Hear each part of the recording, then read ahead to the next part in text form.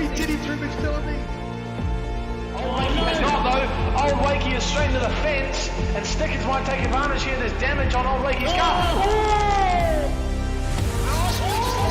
What is he doing? Oh boy! Oh, big crash. Huge crash. Glasses into him. Glasses into him. Less than a second away from the podium. It's not over till it's over. Get the drive. Who's it gonna be? Oh my god! He gets it. Does he get it? He goes into the lead. Oh my god! Oh, that is absolutely incredible. Oh boy. He's too deep. Oh, he's in it. Oh, it's drama. Drama. Oh. He's gone for a move very opportunistic. Oh, that came out of nowhere from Morgan Davis. The battle back for second is an absolute hot rocket. Oh, there's a big tap from Raceman. The Wakey race down to the wall. But he's recovered straight away. That bud was so lucky. We'll get a quick...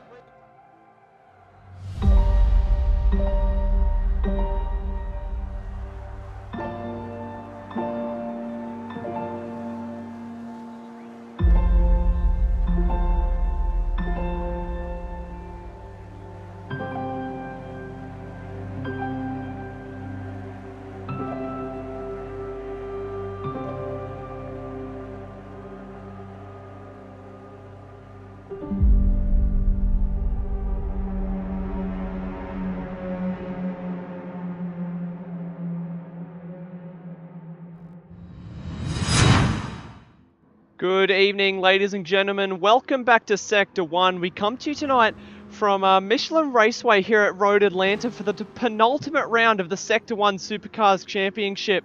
It's a 12-turn circuit tonight across 4.09 kilometers.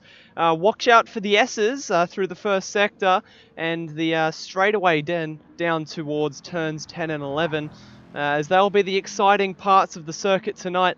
The Esses for their blind turns and turns 10 and 11 for their overtaking potential. My name is Lenocis, and the person who's supposed to be joining me in the commentary box tonight is KarenUnleashed. However, I think he's down at the Go Kanga VIP lounge over at the Doghouse Garage.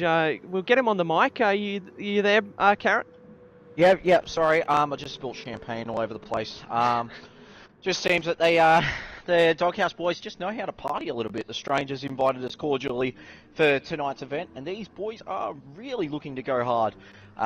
Second last round, and of course the final round before the drop zone, as we like to call it. So the worst result of the season will be phased out, and then we get a true indicative of where everybody is. So yeah, last chance saloon for a lot of these guys to make up some big points before we find out where they truly are.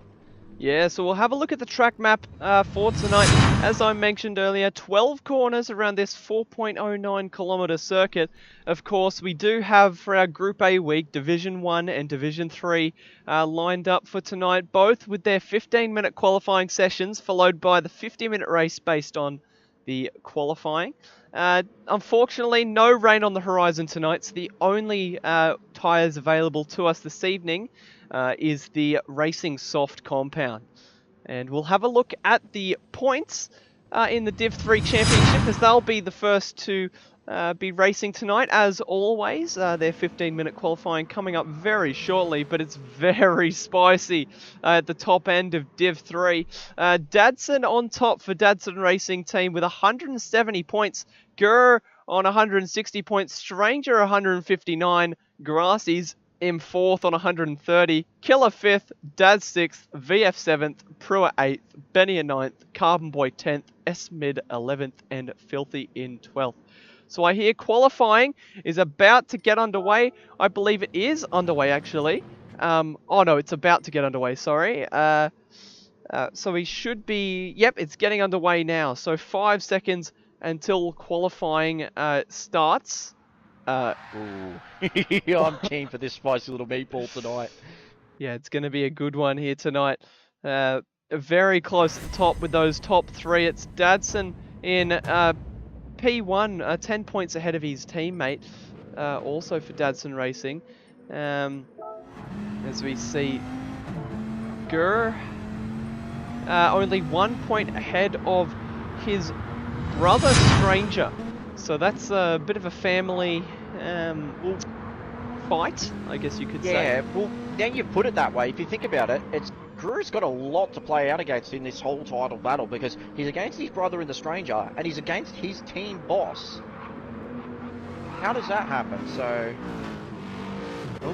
I think we have an issue. I believe Stranger isn't actually in the race, so this is going to be a red flag as we Stranger can't enter the session for some reason. So yeah, I was wondering why, because he popped up in the listed list for me, so I'm not sure what's happened there. Yeah, that's very interesting indeed. Sure. It's saying you're on the track. Yeah, I accidentally clicked enter track, so I'm on the track, but I was just going to exit out at the end. So. Oh dear lord. That's my bad. Well, we'll get these guys off the track as quick as we can. Is it possible to cancel qualifying? Oh, I think if everybody exits... No, I don't think it's actually possible to exit. No, and I think everybody has to pull out and off the track. Yeah, but they're still entered into qualifying. It's not like a race. This is a bit of a... Oof. I think the only way is if everybody leaves the room. Yeah, which... I might have to reset the lobby here, unfortunately, and that means you don't have to reset the lobby. Everybody just has to leave. Oh well, there you go. So we're sorry, guys. We're just gonna go for a intermission while we sort this stuff out. We're really sorry to have an intermission this early into the stream, but stay tuned, guys. 5 minutes, and we'll be back into Sector 1 Div 3 action. So we'll be right back, everybody. See you soon.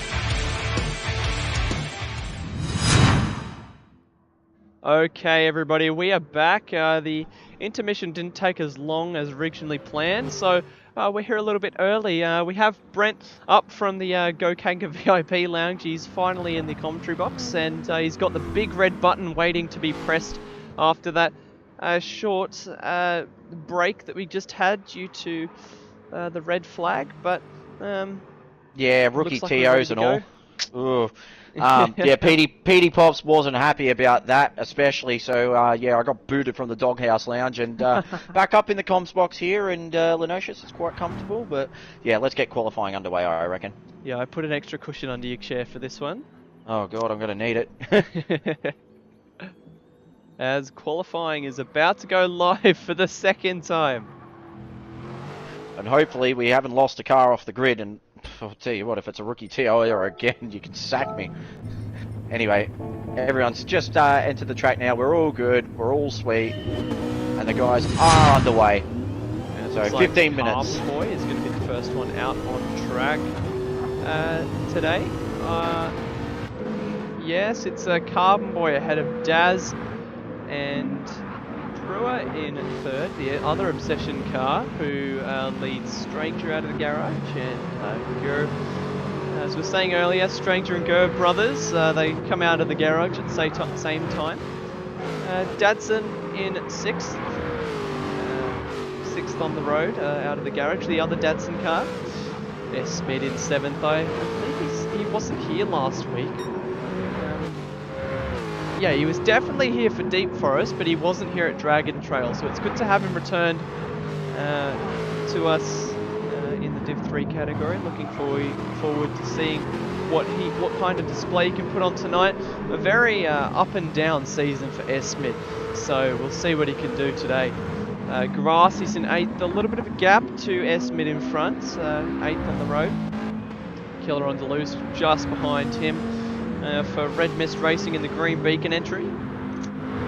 Bennier in 10th, the Ascension Racing car, the only car for the ASR team in this Division 3 category. And we have VF rounding out the grid in 11th. So he's looks like he hasn't come out as soon as he can, but he's just given himself a bit of a gap to the rest of the field, which is we've seen him do pretty much the entire season long. He hasn't liked to be in amongst the traffic, so he's given himself about 20 to 30 seconds that he's going to use to his advantage with that clean and fresh air.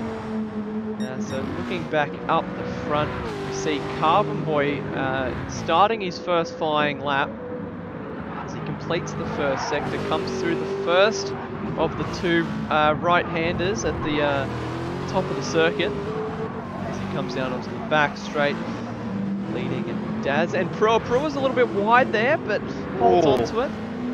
Not ideal. Yeah, might be understeer, a little bit of setup issue maybe, I'm not too sure, but one thing that I can do at this stage is housekeeping as I try to recover from being kicked out of the doghouse. Carbonboy has said he is aiming for a top 3 tonight.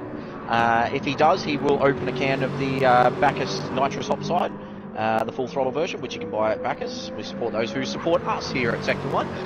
Secondly, one of the guys to watch is definitely S-Mid, as Carbonboy drops a 20.279 straight off the bat.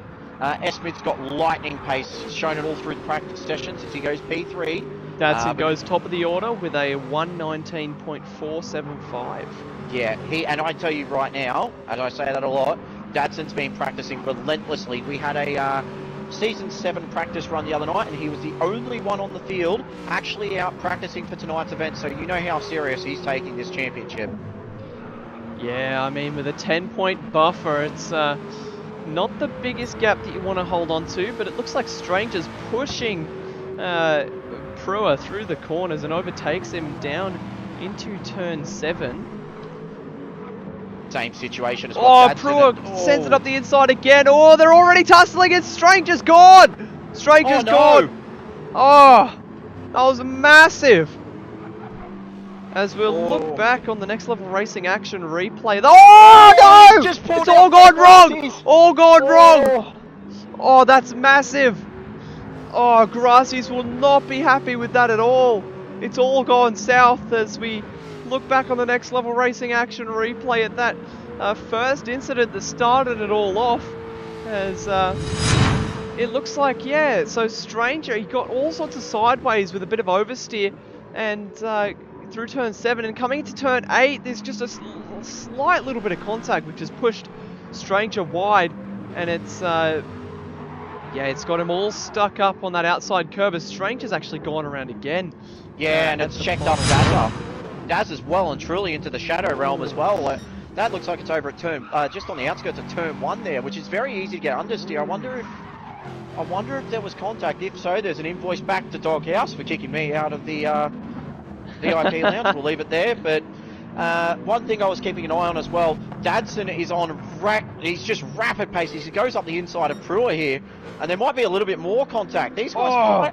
It's a repeat all over again as Prua makes more contact, but he holds onto his position. If I'm Dadson here, I know I've got pace. It's better to just pick your times, pick your battles, find the gap, find a bit of space. He's well and truly the fastest man on the field, but if he's trying to overtake Prua now, he wants nothing but clean track, whereas Prua just wants to set laps in. Yeah, they don't call Prua wide hips for no reason, that's for sure. As, Pruski goes wide and he's off at 10B, as we fondly call it, turn 11. Ooh, Hill pit. So we're going south for everybody. It's not the cleanest qualifying session you'll ever see, that's for sure. Yep, the pens in the steward's office are going to be going click, click, click as Glura goes up to 3rd position. 2.5 tenths down. So we'll just give a run through of the current order with 9 minutes remaining in this session. So Dadson, the prospect, currently sitting in P1 with a 1:19.475. Oh, as he cuts the Esses! Oh, he's going to pick up a penalty for that, I would imagine. Maybe not. Maybe not. Oh, killer! Nice lap. A 1:20.3 puts him into P8. Yeah. So the order: Dadson first, Stranger in second, a 10.5 behind. Gur, or as we like to call him now, named by Carbonboy last time out at Dragon Trail. Gur, the duck. As he's always good on the wet weather tracks, not necessarily in the wet weather itself, but the wet weather tracks, winning at both the tracks that have enabled rain this season. So earned himself the nickname the Duck. Gur finds himself in P3, a 10th off Stranger. A quarter of a tenth down on Gur is Esmed in 4th. VF in 5th, continuing his good form from Dragon Trail. Just had a spin too. He had a spin at the bottom of the hill there, coming onto the front straight and pirouetted right round, did VF. So he could have gone even quicker. At all. Grassy's P6, sitting 400ths off the back of VF. Carbonboy in P7 for Obsession Motorsport. 2 tenths off Grassy's and 200ths ahead of Killer in P9. So he's only just edged out Killer there. Daz puts himself into P9 above Pro as he's hit the inside wall at turn 1. Oh, Daz is having major issues with the first turn. Absolutely, not the greatest not his favourite corner. It's one of those corners that really is deceiving. Not only is it blind, but you've got to be sort of half happy on the throttle. You can understeer so easily if you take too much pace, and because the off-field there is so wide and so big, you're not going to recover very quickly. Hence why it could be drama at turn 1 for a lot of these guys. Yeah, so Prua in P10, the second of the Obsession Motorsport runners tonight.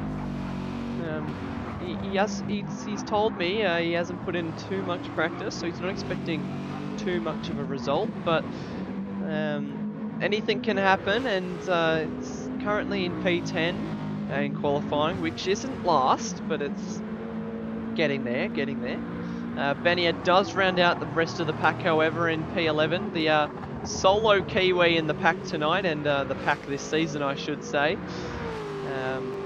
So having a good one as well.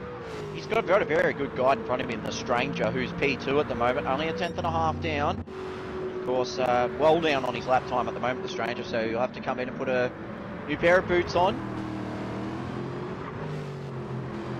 We'll just have a look at the chat. So, hello Bumcrack, and hello Mark Edward, Debrev, Womble, Petey Pops, and Tyler Hindle. So, Yeah, good turnout tonight. Very good turnout. Yeah, we see a couple of new names as well, which is always great to see. Yes, that is Lenocis commenting, Tyler. Anyway, just looking through the field, the surprise for me is Carbonboy, P7 at the moment. He's 8 tenths down on Dadson's lap, so he's just on the fresh boots at the moment. He's only 500ths of a second down. He comes over to the first sector. It's a really technical and tricky track this, as Carbonboy just sends it, actually sticks quite nicely as well. It's one of those tracks you've got to brake a bit earlier than you mentally think, because it's so easy to get this track wrong and understeer in so many blind corners, so many spots. Caution is the name of the game here at Michelin Raceway Road Atlanta, of course, and just for tonight, I understand quite a lot of the teams are running Michelins, as Carbonboy is up at the moment. He's found a 10th, but he is coming into traffic. A 10th up isn't going to be enough to increase his position though, so he has to have a feisty final sector if he wants to improve his position on this occasion. Comes across the line, oh, very close, 400ths away from Grassy's.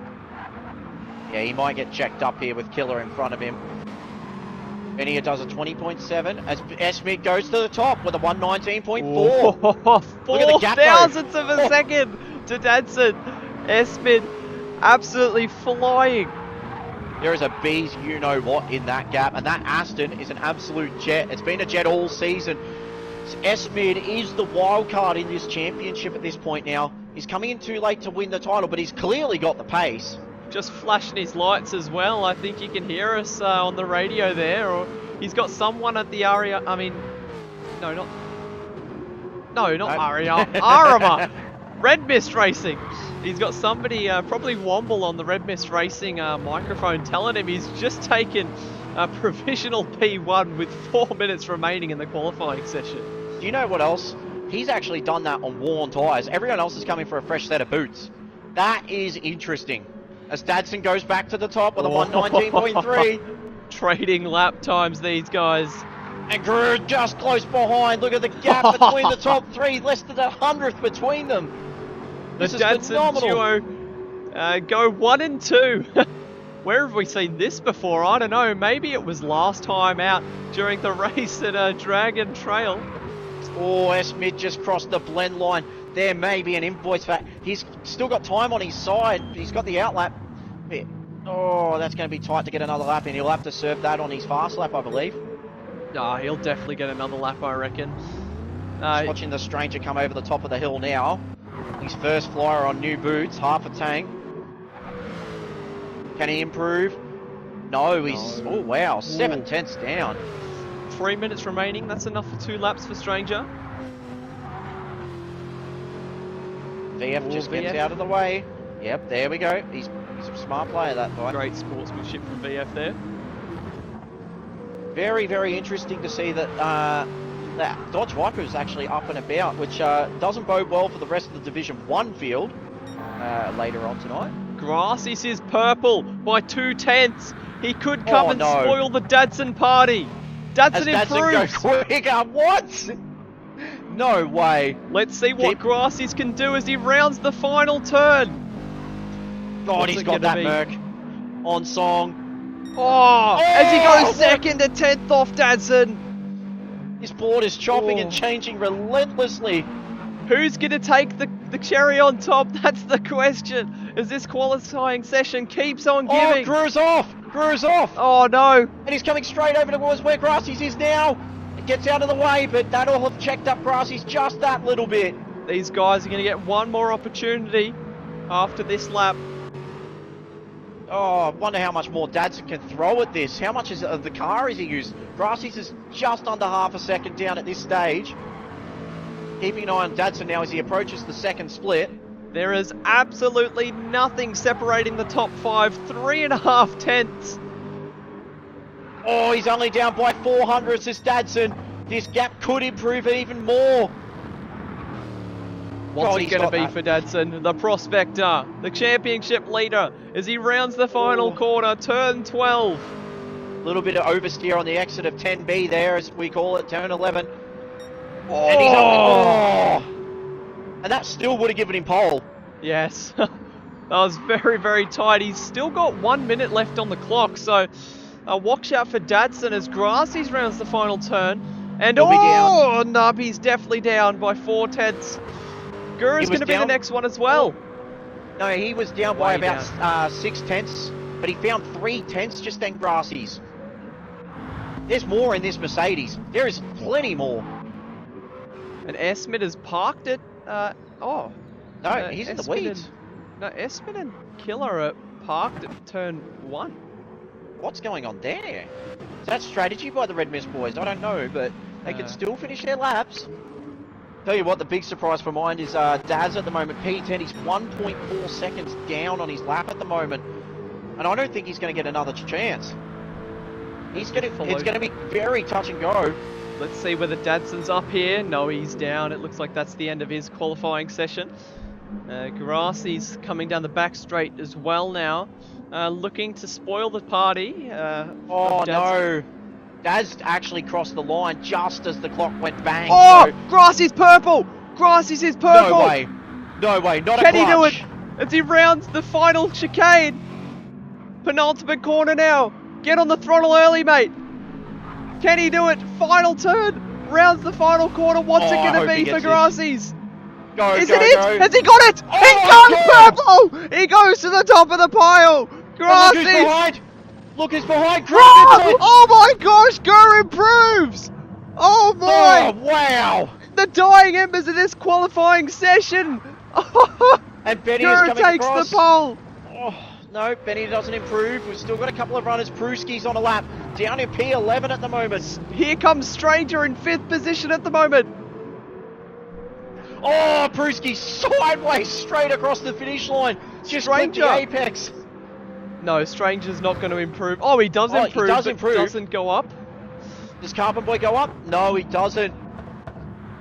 So it looks like we've still got the Red Mist boys to cross the line. Looks like they just want to do a little bit of a formation finish by the looks of things. What an absolutely astonishing end to a qualifying session. Oh, you couldn't predict who was going to take the pole.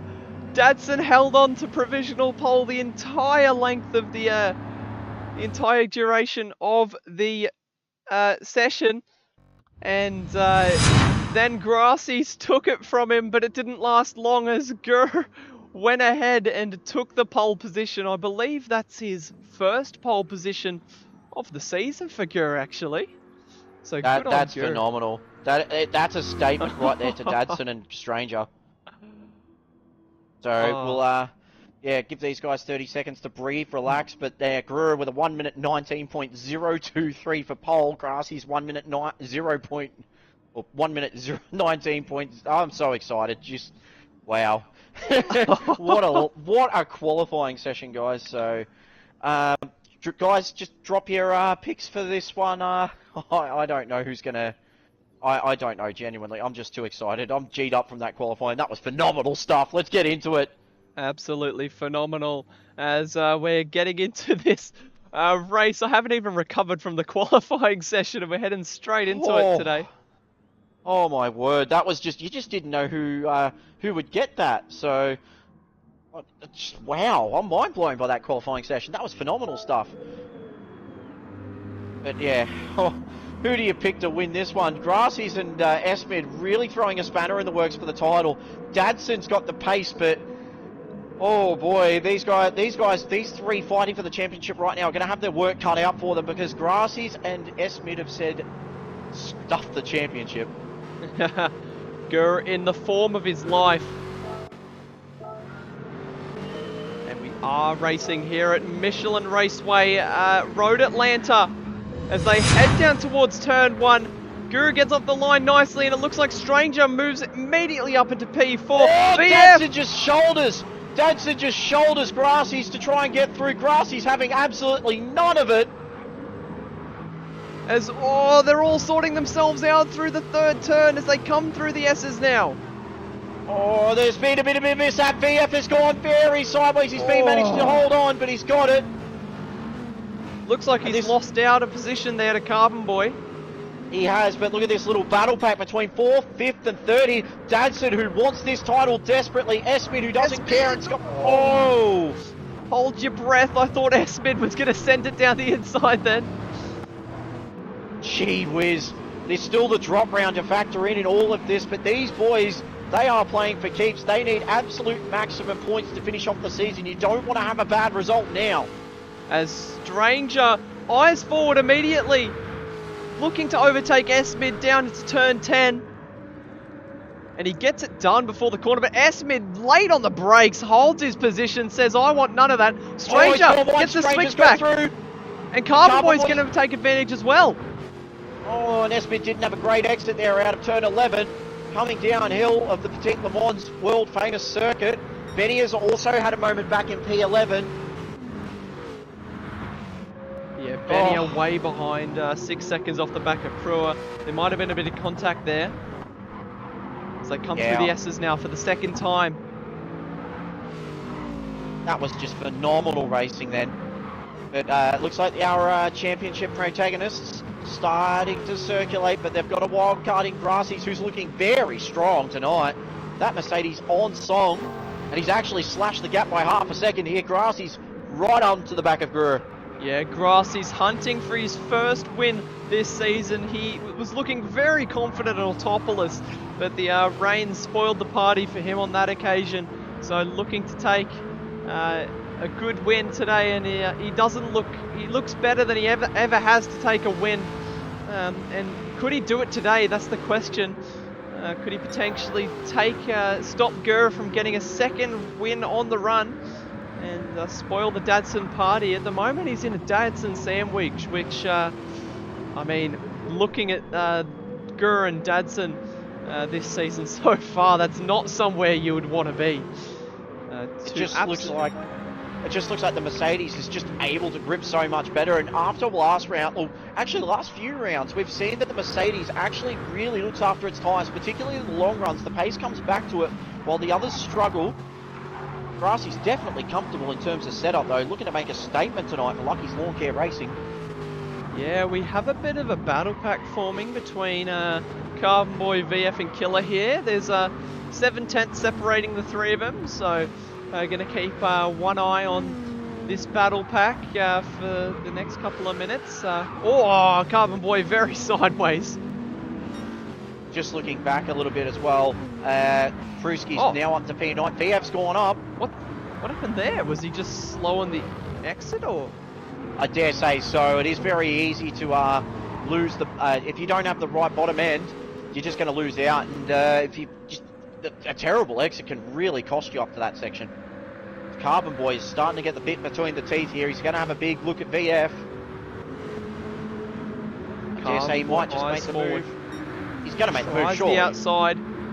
Switches to the inside, does he? No. Oh! No. Killer dives down the inside! No, not quite close enough. That would have been an incredible move had he pulled it off. Just back up the front, the gap for Gurr and Grassies is now extended to over a second now. Dadson's really clawed in. Yeah, Dadson getting half a sniff at P2. Potentially making it another Dadson 1-2. Oh dear boy. Can you imagine if there's a team's championship next season? Which there could be. We just wait and see. But Grassie's looking very strong. Very impressed with his pace so far. That Mercedes has a big oversteer. Commentator's curse. What a slide. Just got a little bit of info about Benny's car. Apparently it wouldn't start when the race started. That is very, very interesting news. So little bit of issues there maybe for Ascension Racing creeping in. As Grassies goes very wide onto the grass. Dadson's going to have a big look at this. And he's going to make it easily. He's just got the straight line speed.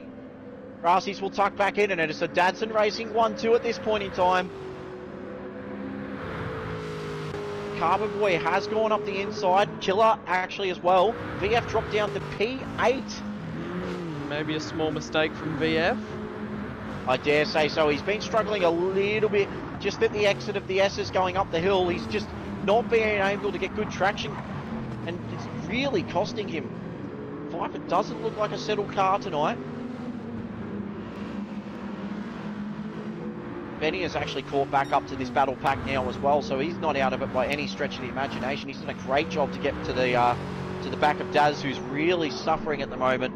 car just does not want to grip or cooperate on that front end. Brewer's gap is now extended 2.4. He's gone. He knows who's behind him, and he knows they're playing for a title. And if they're playing for a title, team orders will be well and truly off. At the moment, Gura is going to close that gap up to only 4 points as it stands, having the pole and current fastest lap. It'll be 33 points to 27. If you remember from earlier, the gap is currently sitting at 10 points between these two at the top of the pile. And so just sip on my water here from the good guys at Red Mist Racing. They saw me get kicked out and sent up a few bottles of water. I'm happy for that, very grateful. Just looking at the tyre and fuel situation at the moment, Drew is definitely using a little bit more of the car. He's under 3/4 of a tank. I don't know how he's managing it, but he's doing a fantastic job. Tyres look good. Dadson, similar on tyres, just on 3/4 of a tank. He's got grass, he's well and truly behind him. A little bit worse in terms of fuel and a little bit worse off terms of front tyre life, but they're making it work. Stranger's definitely worse off than all of them in terms of fuel. Looking good on tyres at the moment, though. It's arguably a bit better than Grassy's, I'd say. S-Mid is actually the best on fuel out of that top 5. His front tyres taking a little bit of a beating at the moment as Carbonboy starts to creep up behind him. Carbonboy's even better again on fuel. And actually better again on tyres. He's probably the best of the lot. Really looking after that car, and he's got genuinely good pace right now. Looking at Killer and his front tyre wear, he's got a little bit, he's just struggling up the hill. It seems these Vipers just don't like up the hill moments. A little bit of wear on the front end. He's definitely worse off on fuel. He's under 3/4 of a tank. As VF, who's just gone in front of him, 3/4 of a tank on the dot. Tyres looking very, very shiny. Kruski, he's used the worst, he's used, the most fuel and the most tyres, so he's using what he's got to get to where he is. He's definitely in this, but it's going to cost him in the late runs. However, the Merc, we've seen what it can do. Got Betty, who's gotten past Daz at the moment. He's worse off again in fuel. Tyres looking not too bad. Front left a little bit worn off, but the rest of the car's looking okay. And poor old Daz, P11 at the moment, just struggling with the car. The fuel's well down, and the tyres look remarkably brilliant. The best tyres of the lot on the grid, I'd say, and doing deeds things at the moment in terms of the fuel. Yeah, so we got a few storylines up and down the grid at the current moment. 10 minutes into this race, and things are starting to settle down, up and down. Dadson under pressure from Grassy's again.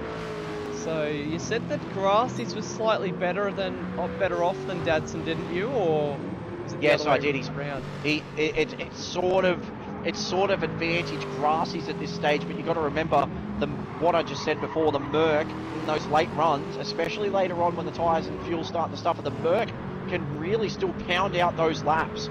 Dadson is not really making inroads at the moment. The lap times between himself and Brewer finally stabilised. 1 minute 19.7's last lap for the pair of them.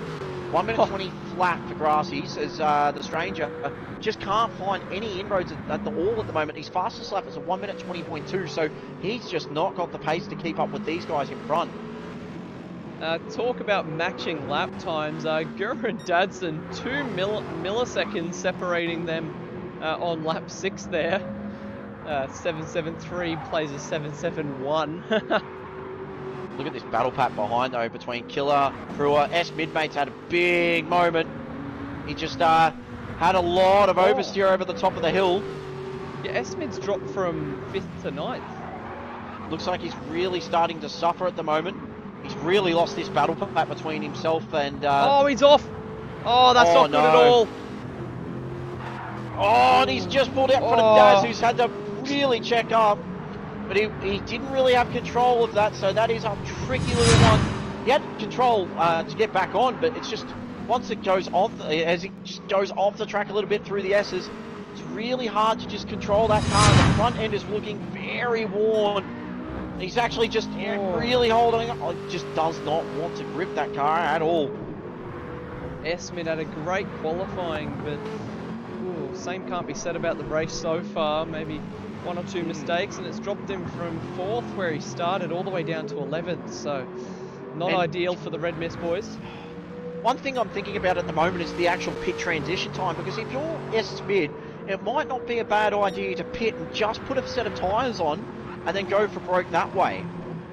Come in for a second stop, put a bit of fuel in, put a fresh set of tyres, try and make up that what you've lost, as Daz has gone off as well, just at turn 10. Oh, And there's been, oh, that was close.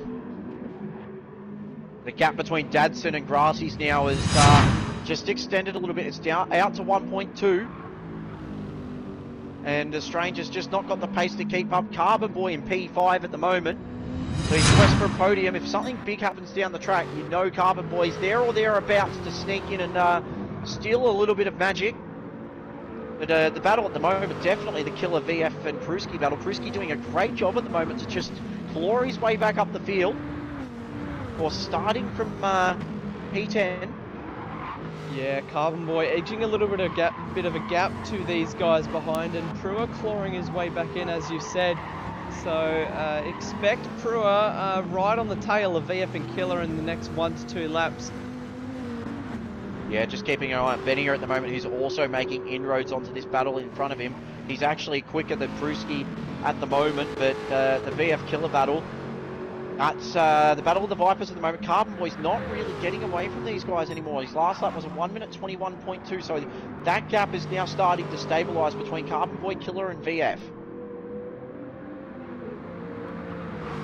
Just looking now up the field a bit more now. That gap between Gura and Dadson slowly starting to become advantage Dadson. He's taking a couple of tenths here or there. Gura definitely quicker in the first sector. He looks very comfortable and composed in that Aston. Whereas Dadson just struggles a little bit. And he starts to lose a little bit of time to Grassy's, but on those power parts of the track, where the long straights are and the stop-start corners, it's advantage Dadson, as Grassy's is purple sector at the moment, so Grassy's has definitely got some good pace. Yeah, the Mercedes, its strong point on this circuit is definitely the Esses, the Titan technical section of that first sector. It just helps having a car under you that copes better with those turns and has more mechanical grip, as opposed to the Aston, which it has a better engine for straight line speed, and it focuses more on the aerodynamic grip than the mechanical. Yeah, just very intrigued to see what happens in this late stint with the Mercedes, especially with Grassy's, who's looking very fast at the moment. And the time for the Stranger has just started to stabilise a little bit. He's started to match the times of the guys in front of him, as well as Carbonboy, who's looking very, very quick at the moment. He's set a 1 minute 20.5, his fastest lap of the race last lap.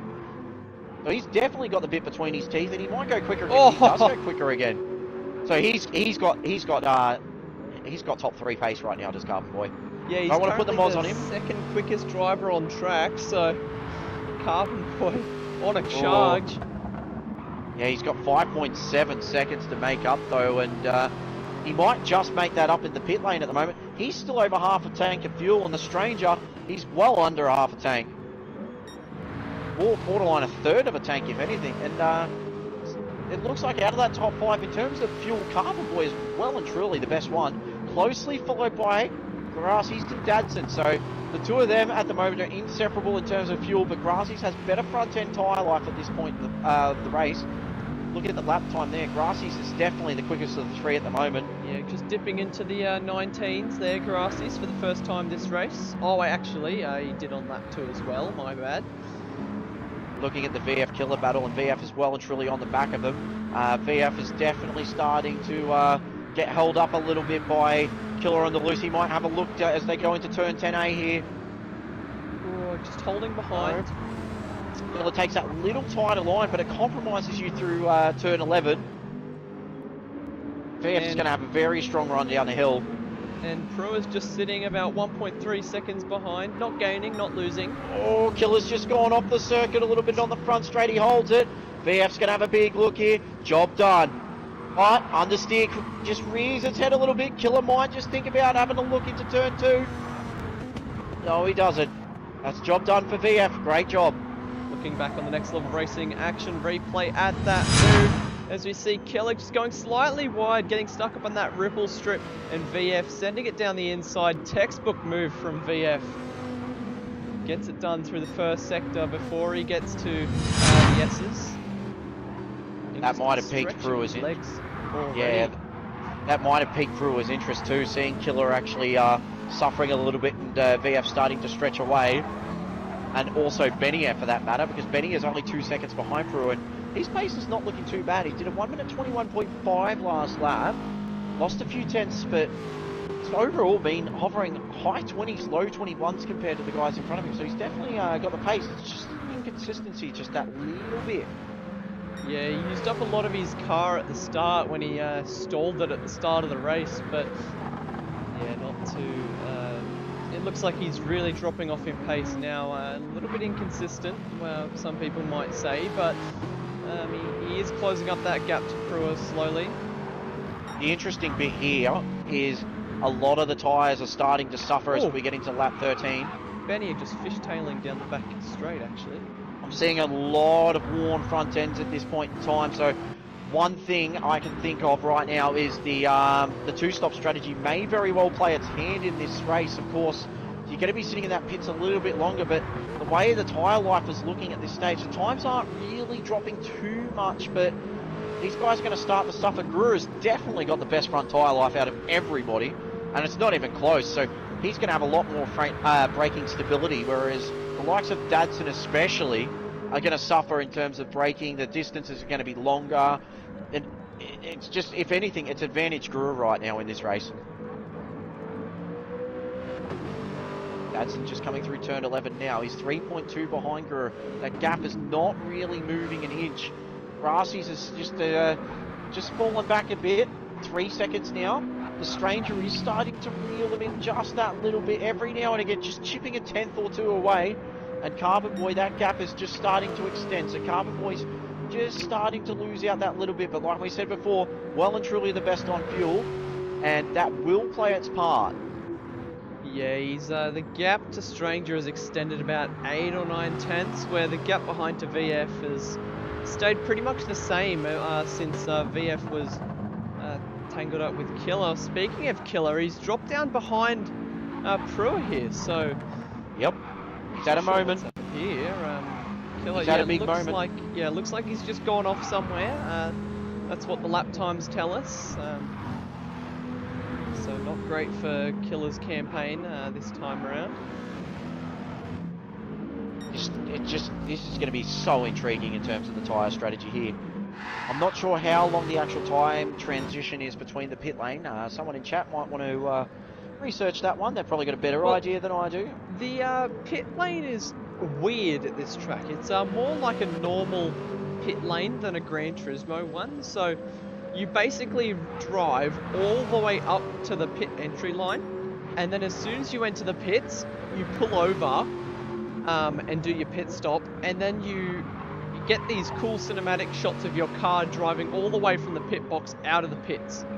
Yeah. So it's a more conventional pit lane than what we're used to with Gran Turismo, where you sort of go into the pit lane and then disappear for 30 seconds. So, a bit of an interesting one. Yeah, it's been speaking interesting at the moment. Brewer's he's used a lot of tyre, but the times are very consistent. Just that front end just doesn't like the pace going through turn 1 especially. It's just struggling. But E7 at the moment, looking very solid for a driver of day. A couple of little ECU issues by the looks of it on his end, but nothing over the top. Just hope that the Gallagher Obsession Motorsports AMG Mercedes just keeps it straight and true, but we'll wait and see.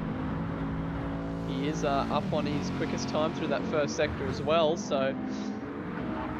Crazy the gaps between the top 4 at the moment. It's about 3.7 seconds between all 4 of them. Gruer, he's just really conserving. I get the feeling Gruer could just walk away at any time. With the way the car looks at the moment, he's still in the 19s. He's doing a great job race pace wise. Dadson set to 20.4 last lap. He's definitely extended the gap to Brassies with the 20.6. But the Stranger, again, just losing touch as well, 20.8. And then Carbonboy with the 21.1. So looks like it's definitely advantage Gruer at this point, especially in terms of the fuel side of things. And the gap between himself and Carbonboy and VF just chops and changes every lap or two. Yeah, so 20 minutes into this race, these guys are starting to approach the halfway mark, thinking about pitting for a new set of boots and putting a couple of splashes of fuel in the car. Splash and dash. Yeah, I think it's going to be pretty interesting to see what happens from here. Staggered that they're still doing 19s at this pace, especially after 15 laps on those tyres. The softs really holding their grip well. Yeah, as Bumcrack has pointed out, it's a dangerous pit entry. Oh, and yeah. We'll see a few 3-second penalties for pit lines. He reckons, which I don't think that's very far from the truth, to be honest. It's a very awkward pit entry line, and even exit is very awkward. You have to stick very close to the inside. You can't really choose to dive in at the last moment. You sort of have to pick when you're coming into the pits and commit to it early. Yeah, and that's the big thing, because you're coming over the top of the hill and it's blind already, and you basically got to find the dotted right-hand side and then just commit to that, because it's also the racing line, which makes it even trickier again. Oh, as Benny has just gone off on the front straight. Oh, he's just kept mowing the grass. Down goes the Michelin sign. Not sure what tyres they're running on the Ascension racing cars at the moment, but looks like they're just suffering a little bit.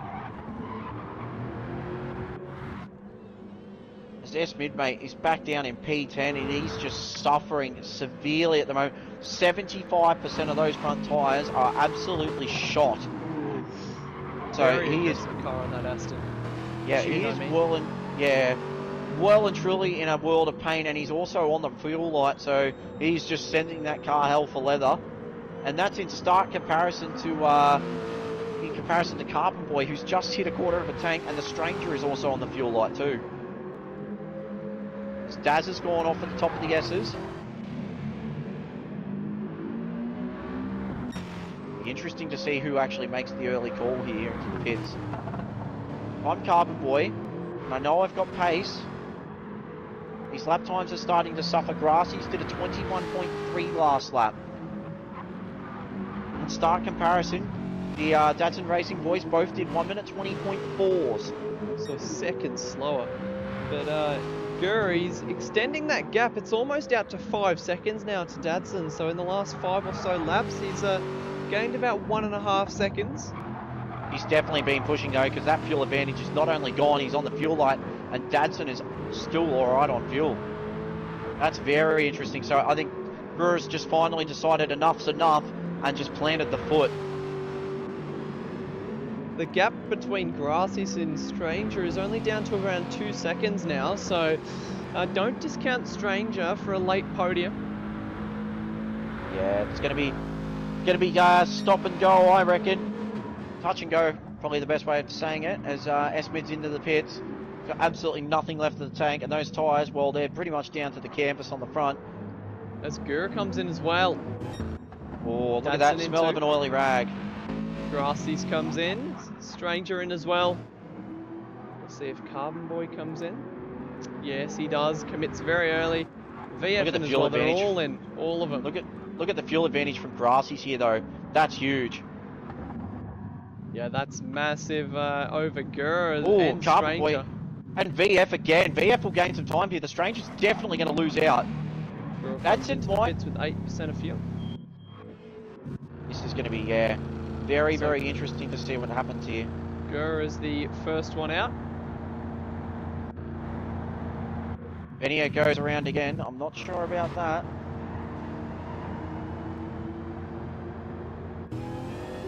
He's definitely out though. We're looking very clean. Filled the tank. Picks up about 3 seconds a time. Oh, Grassis has got the penalty.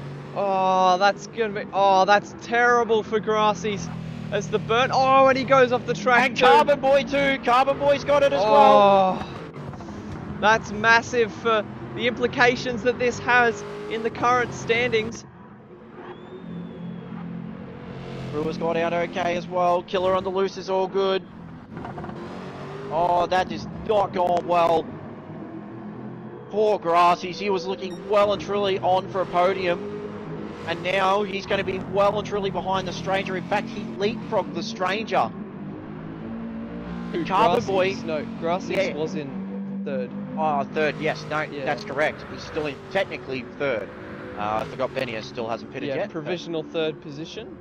And look at how much he's so slow, down to 80 kilometers an hour. And Stranger definitely going to get him. Absolutely, miles before the corner. That'll be absolute torture. Carbonboy's dropped all the way down to 8th as well from 5th.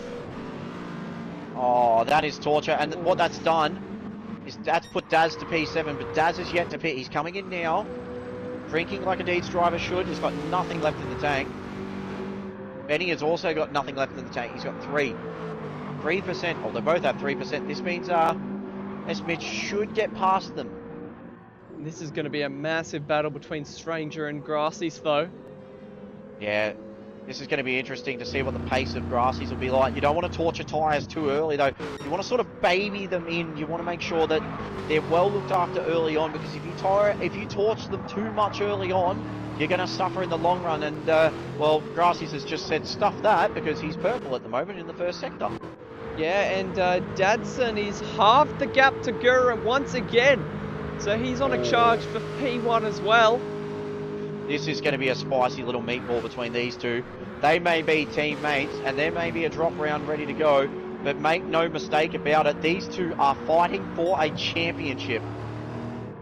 These two, guaranteed, will be going up to at least the Division 2 rankings, because these guys are so, these top two, well and truly in front in the points. I don't see them dropping back as Dadson sets the fastest lap of the race. Oh, he's not concerned about the tyres at all right now, is he? Stranger goes purple. Oh. 19.5. Yep. Absolutely flying. This is the bit between the teeth now. The Stranger's P3, but he's going to have to hope like hell that Grua and Dadson throw the kitchen sink and everything else at each other, including the Dadson Racing Transporter and the Bacchus cans with it. So the gap at the top of the table is 5 points currently if it ends as it stands. Oh, and that's not considering the drop round as well, which I'll have to find out what was the worst result for both drivers, because take that away and that changes everything. For Dadson it was a 5th, and I believe for Gura it was a 7th. Oh, so that would be 2 points the gap if you take away the drop rounds. Wow. That's nothing. That's absolutely nothing. There's going to be no... I hope there's no team orders for the final round, because can you imagine what's going to be like with those two fighting for a championship? Yeah. All hell's going to break loose between them. Stranger's going to be up there too, because I believe his drop round is an 8th. Yep, for sure. It's going to be mega close between these top three, where anyone can win it in the final race if it stays as it stands. This is a skittle in the bag moment, is what I like to call it. They're going to be fighting tooth and nail for this win. Brewer's just going to have to get on with it. He's just set a 1 minute 20.0. Dadson with a 1 minute 20.1. The gap is 2 seconds at this point, but we saw later in the stint, Brewer just went into a bit of conservation mode, looked after the car, and then late on to the stint, absolutely pushed like hell. Yeah, there is absolutely nothing between these guys. All season long. Dadson, the biggest gap he had to P2 was a 17-point gap going into race 5. Oh, wow. So, and that's it. And since then, it's slowly been eaten away over the last 2 races. Look at the battle, though, for the Stranger and Carbonboy. The Stranger's had a big moment somewhere. Stranger's under pressure from Carbonboy. What's happened here? That looks like it's happened somewhere at turn 1 or the Esses, because I can't see that on this lap any time dropped from last lap. So it's definitely happened in this lap. The Stranger's had a big moment. In the first sector as Carbonboy moves himself up into P5. Stranger going to try and send it down the inside into turn 10 maybe? No, just holds out for now. This is disaster for Stranger. He's definitely got the bit between the teeth though. Look at the exit out of turn 10B. Has the They're going too wide down the hill. Oh, does he get it done? Yes, he does. Great move if he does. Great move. Carbonboy's going to go for the return, as they go into turn. Oh, thinks better of it. Thought of it. Stranger took a lot of that inside corner though.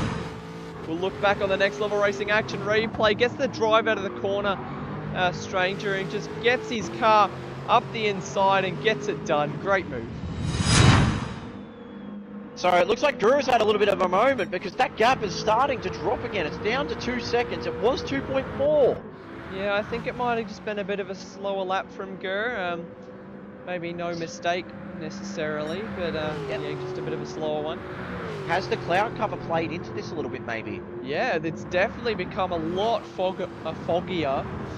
The fog's really rolled in around here, but no rain around here, but the track temps are a thing and they are affected by the cloud coverage, so it's going to get really slippery out there if the temperature drops off.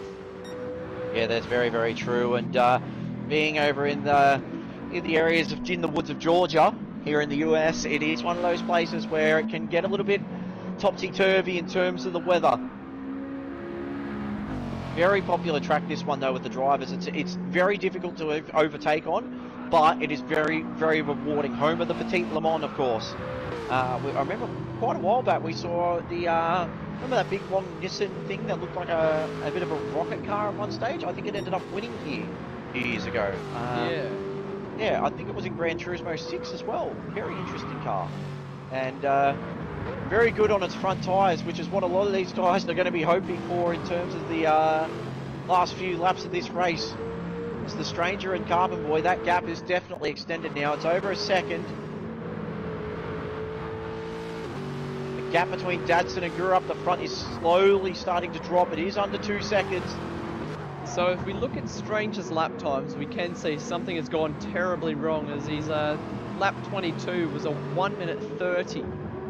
So he's lost 10 seconds from a spin, or something's happened. Just dropped him all the way. Maybe a bit of contact with Gracies, maybe, but it's hard to tell. We weren't monitoring that battle when it happened, but not great for Stranger, down to 5th. One big thing that I've noticed as well is because we're in the woods of Georgia at the moment, the weather, the temperatures do tend to just drop down every now and again, so the tyres are going to have to hold on, and at that moment, when the tyres do hold on, it means that they just got a couple of laps of extra grip. So here's Womble's bold prediction for the Div 3 title. He reckons the Div 3 champion will be Womble. Oh, jeez. I know we're not far away from Tennessee, mate, but you might have to. Oh, VF! VF! Oh, he's got it done. Hang on. Wait, yeah, that's true. Gracies. Yeah. What the world? What has happened? happened? Grassie's 14 seconds down. Something's happened through the first sector. That has to be first turn. That has to be. Because that's Shadow Realm territory, that is. VF into P3! Oh, he's got a very angry Stranger behind him, and Carbonboy not out of the woods yet. He might have that can of nitrous hopside after all. We're having an absolutely incredible spectacle shaping up in this battle for 3rd position, the battle for the podium. Oh gee whiz, this is heating up right now. And I don't mean to put a commentator's curse on it, but I think the top 2, I think they're settled. They've got a 21-second gap, so they could probably spin out twice and still be ahead, I reckon. Yeah, pit stop wouldn't work though, that's for sure. The transit time from what I saw was about 25 to 30 seconds because of all the scenic drive stuff. So, bit of a shame that they've definitely killed the 2-stop strategy, as I thought it might not. But the tyres definitely lasted a lot longer than what we predicted. These softs, they do tend to hold on quite a bit. They had a lot of front end go on, especially on Esmin's car. He had no front grip at all. As he's just gone off on the front straight there, and he's just been able to hold it. Oh, that is fantastic car control. He is just absolutely sending it, he is. VF now has just got to go into, he's got to go into elbows out mode here. He's got to engage the elbows, and try and get the bonus ears out. Try and hold on to this very well-deserved podium. If he can manage to hold on to it, this Viper is quick. He's done a 21.8 though last lap. He was a full second slower than the stranger right behind him. Carbonboy's not far out of the picture between them. So who do you pick at this point of the race? There's still 14 minutes left. Oh boy. There is total drama Ireland written over this, and especially at the front end, because the gap is closing between the two. A mistake from Gurr, potentially, and that gap has dropped by a second. These two, there is no more of this team's la-di-da stuff. If this is championship, this is high stakes pressure. This is what it comes down to. Make or break it. If Dadson can get in front, that is a serious statement as they head to the final round of Sardinia A. If Dadson can get in front, the gap will be 8 points. This will be alarm bells for Brewer right now. And in terms of tyre life and car life, Drewer is well and truly better on tyres, but Dadson's got more fuel. As we see, VF is holding his own against Stranger. That gap just sticking around 7/10. Grassy's has actually started to claw back some serious time now. So he might not be out of this battle at all. He could still make the podium at this point. He could still make the podium. There's only 4 seconds between VF and Grassy's at this stage. That's nothing. And the pace that the VF's going on at the moment, coupled with the fact that he will have to battle the Stranger and Carbonboy, and the Mercedes late race pace, Grassy's is well and truly not out of this yet. We have an incredible battle shaping up. This is going to be absolutely nuts right now. This is going to be an absolute dogfight for the podium, and who better to put your money on in a dogfight than a doghouse driver? I think Brewer has finally realised. Stranger right up under the rear wing of VF. Oh no! And this will be... Oh, look at the understeer from the Dodge there. Is 3F's going to have a very bad run out of the corner. The Stranger's going to have a big look here. Great exit from Stranger. Going to need some great defense from VF to hold off. And a lot of power from that 8-litre V10. It's a cast iron block versus a ballerina of... Stranger going to send it down the inside. Surely not. VF doesn't even try to defend it. He's psychological warfare with Stranger here. He's just said to him, no thanks, I'm gonna not even gonna try and defend that. You can just go down if you wish, but maybe the outside line is preferable for the switchback of turn 11. I hate to say it, but VF might be in fuel drama too, because he's on a third of a tank. Compared that to the guys in front of him who are just under half a tank, and the Stranger as well. VF is well and truly worse off for fuel right now. Terrible exit from Stranger as well, and that gaps out to 1.4 seconds. Oh boy, VF is just, he's going to have to defend like he's never defended before, and he's got ECU issues to boot. Oh no. Oh, this is, if he can pull this off by some absolute miracle. Oh boy, that's not even close for driver of the day. That car... That car is... Oh. Womble telling us that Gurr's job is on the line, his seat is on the line at Dadson Racing. It's definitely not a race as we know it though, he is right, because there is a battle up the front between the top two, and Gurr's had enough. He's pulled a big gap. He's 1.9 seconds ahead now. Compare that to Dadson, who did a 1 minute 20.6 on lap 29 compared to a 1 minute 20.3. And yeah, I reckon that is advantage Gurr. Gurr's just decided, I've had enough of this, I want this championship. Dadson's going to have to find something more here. As VF is just holding that gap. Can he hold out for the next 10 minutes? 20% of this race still to go. Gee whiz, this track is biting. At this point, if you're making a mistake, that's completely down to fatigue, because it is an absolute tyre torture track. But not only that, it's one of those tracks you have to be on it so much. You need to be thinking ahead 3 steps of the way. As Stranger really onto the back of VF now, who's struggling through the Esses. The Viper looks very strong in the second and third sector, but he loses all that time he gains in the first sector. as Carbonboy is still not out of this battle either. In fact, the gap is closing between Carbonboy and the Stranger. It's getting really spicy back here.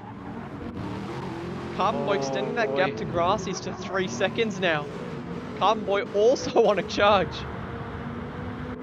And if you want to Trading know, lap times with VF as well.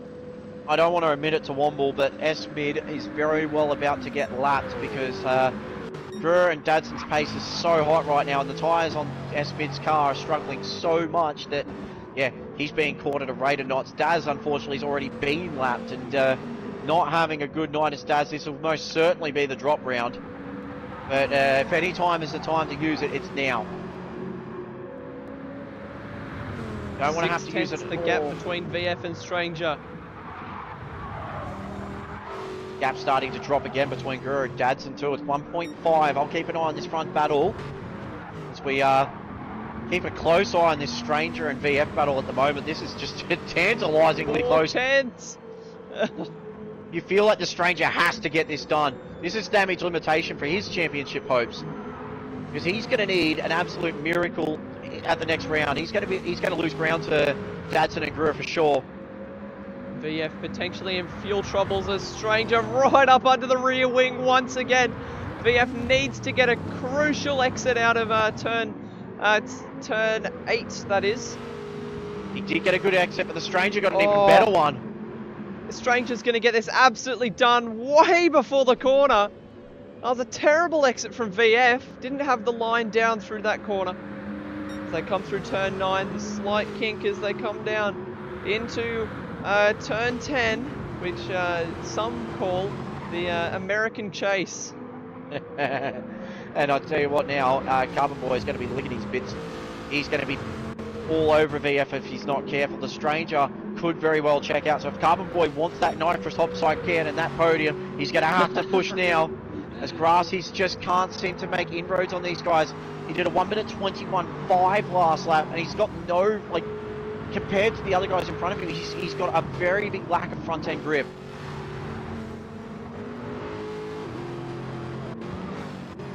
As we settle down now into the last 10 minutes of this race, of course, not long to go now. 1.5 seconds between Guru and Dadson at this point. One mistake could very well throw the advantage in anyone's favour. Petey Pop's down there cheering in the pit lane. Cheering at the Stranger. He's also burning a Deeds can, I see, in the pits. Yeah. I'm sorry about the mess, but we'll leave it there. Anyway, Carbonboy's definitely caught up to VF here. Yeah, absolutely. 6/10 the gap. It was a second. Maybe VF is running into those fuel dramas, as you were saying. 4/10. I think he's running out of fuel. He's under a quarter of a tank. He's definitely under. He's more of an eighth of a tank at this point. Whereas Carbonboy, he's on a quarter of a tank. This is danger. Yeah, Carbonboy's well and truly going to get this done, as it's closed up 7/10 on this lap alone. Yeah, Carbonboy's well and truly losing out on time too. He has 1.2 seconds down on his fastest lap as VF goes defensive. Carbonboy just showed the nose a little bit of Craig Lowndes style racing there. Keep our eyes on this front battle as well. The gap just gone out again to 1.8 seconds between Guru and Dadson. Guru at a quarter of a tank. Dadson's over a quarter of a tank now, but his tyres, especially his fronts, look shot.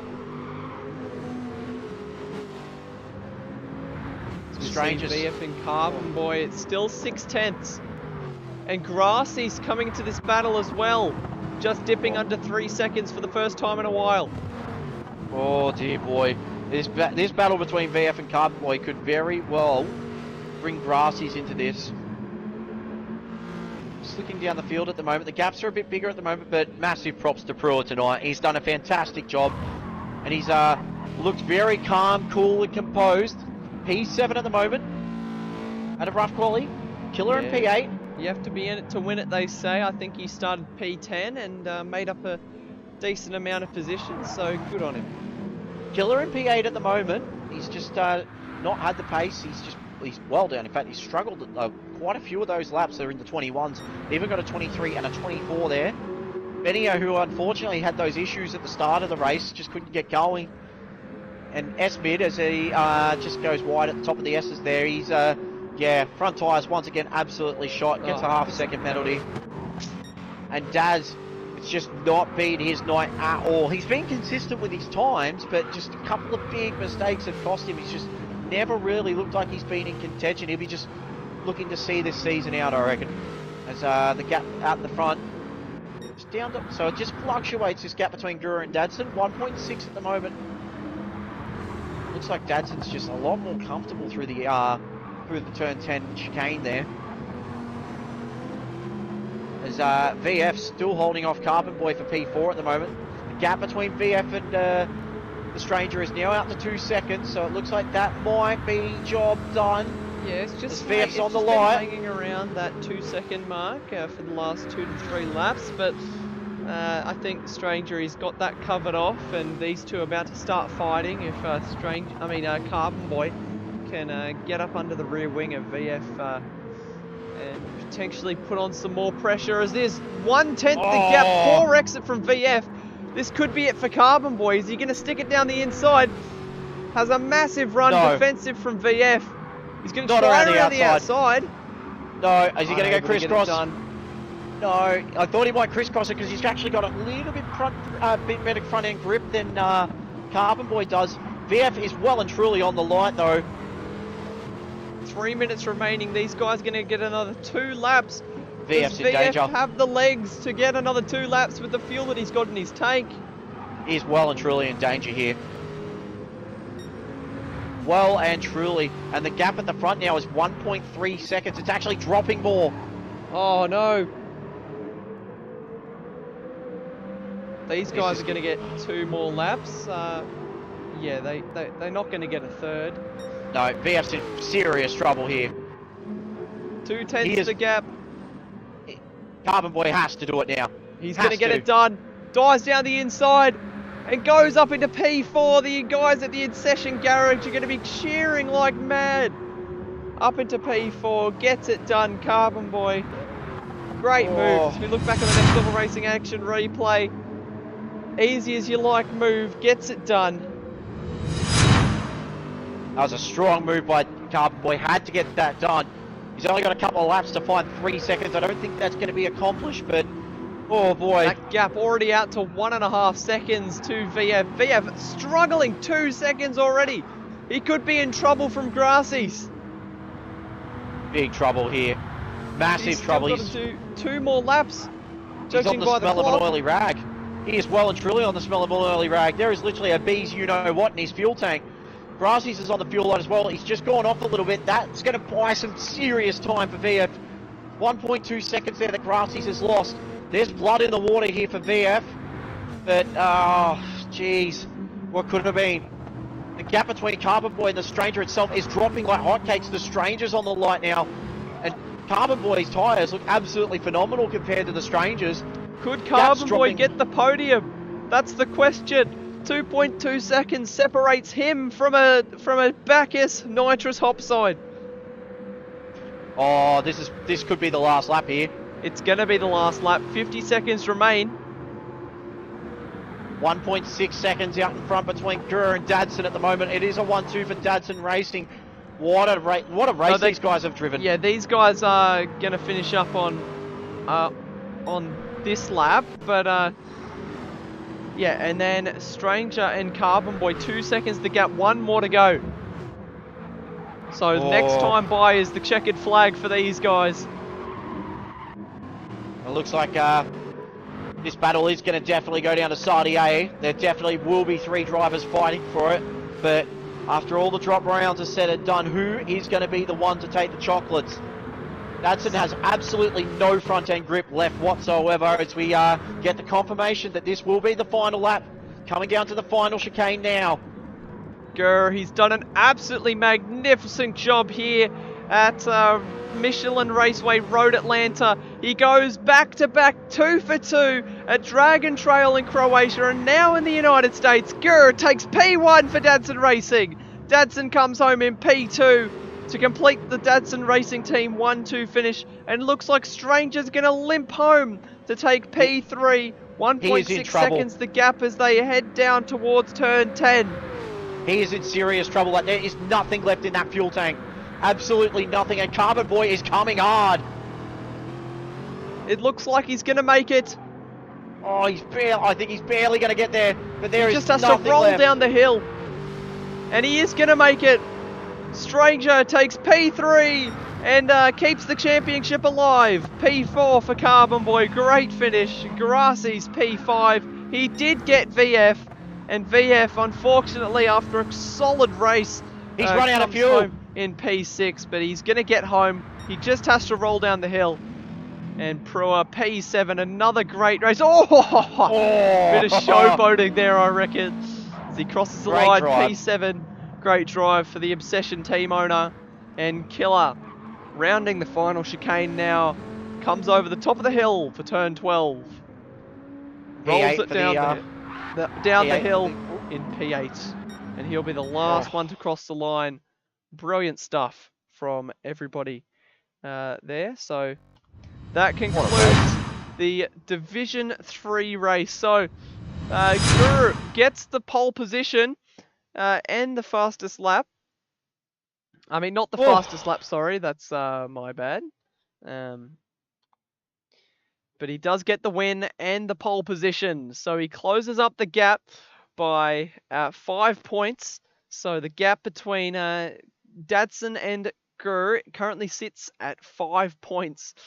So very, very spicy. Very, very spicy at the top of the championship. That is for sure. So put your driver of the day comments down in the chat below, and we want to hear what you guys have to think about that race, because for me it was a lot to process. Incredible There was a racing. lot going on. Qualifying and straight into that race. I think that race did it justice for the absolutely incredible qualifying session that we just had. So absolutely love it. I'm going to give driver of the day to Karen because he actually got the lobby going properly after a rookie error.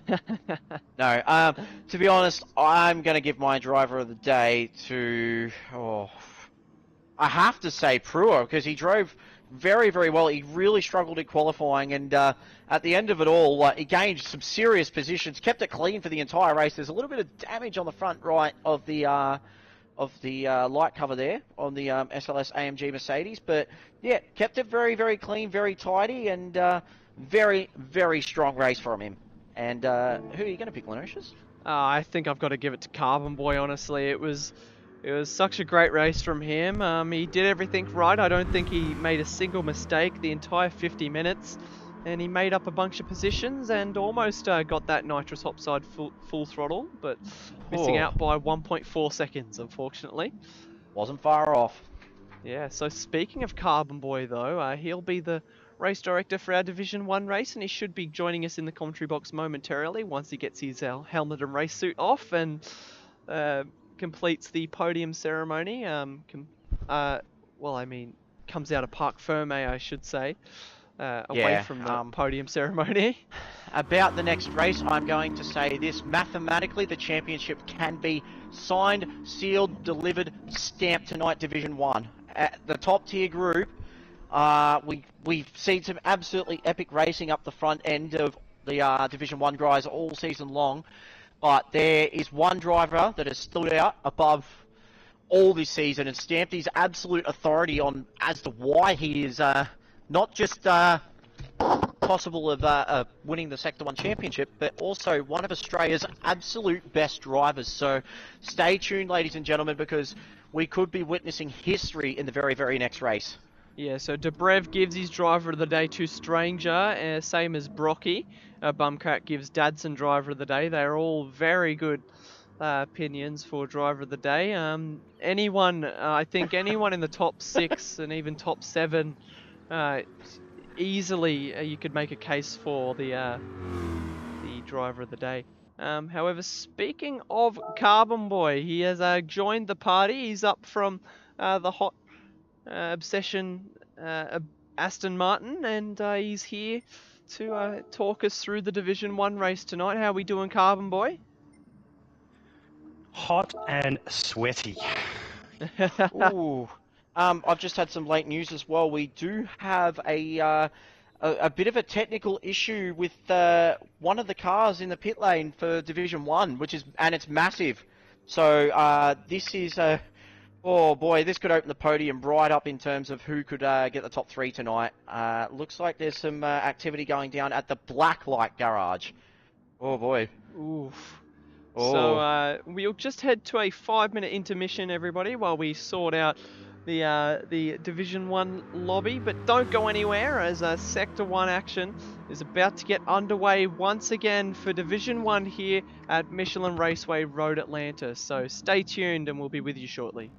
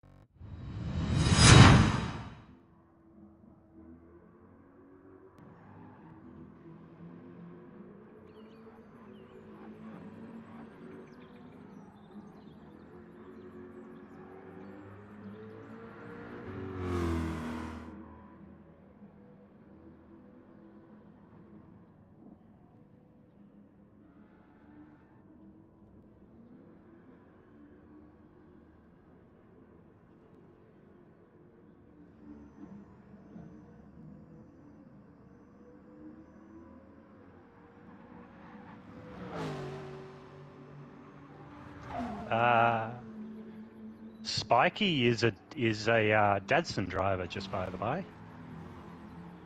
Kiwi Raikkonen. And sorry, I have it around backwards.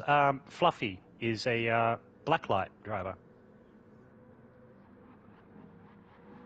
Anyway, moving on.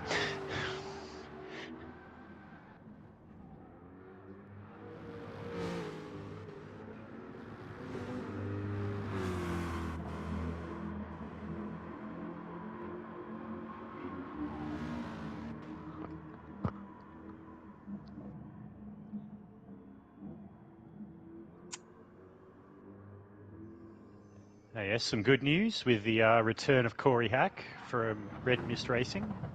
Good to see they managed to get the car out of the truck trailer this week.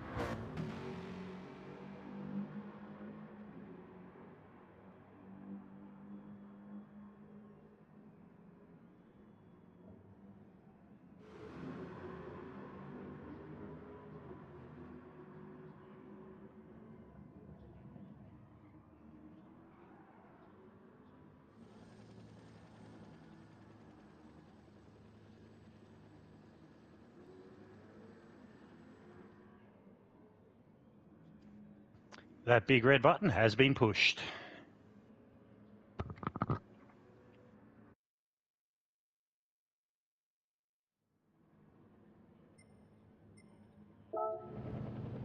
Hopefully the level of carnage and fuel consumption in this race will be a little bit more optimistic than what it was in the Div 3 race.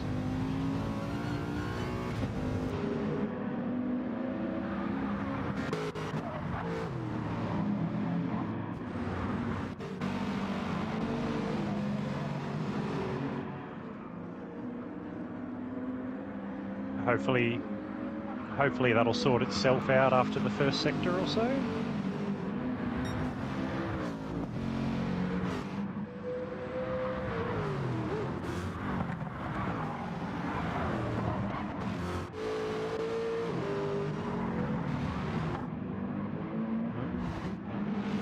Captain Muffin has been a naughty boy, picking up a half-second penalty, but thankfully it's his outlap, so that won't hurt him too much.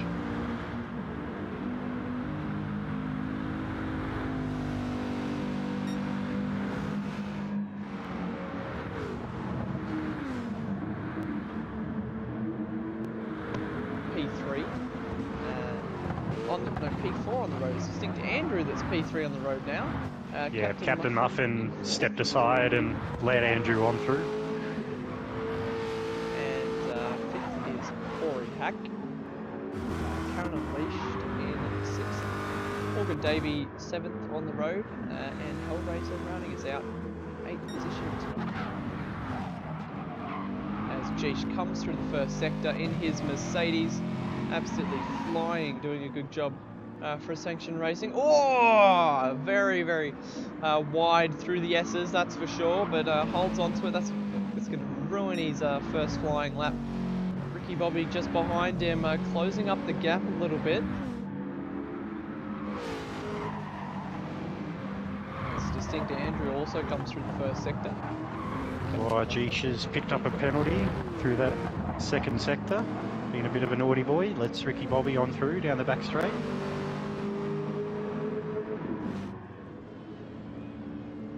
And Ricky Bobby serve a penalty there as well, so not ideal. It looks like Distinct Andrew is going to get the first legitimate lap time. I was riding on board Ricky Bobby there. I didn't see a penalty burn. Maybe I'm just seeing things. I'm hoping that the game isn't showing you one thing and me the other. By that lap time, I'm going to say that it was not a penalty burn, as Distinct Andrew sets an 18.2 in the first sector. I mean, in the first lap.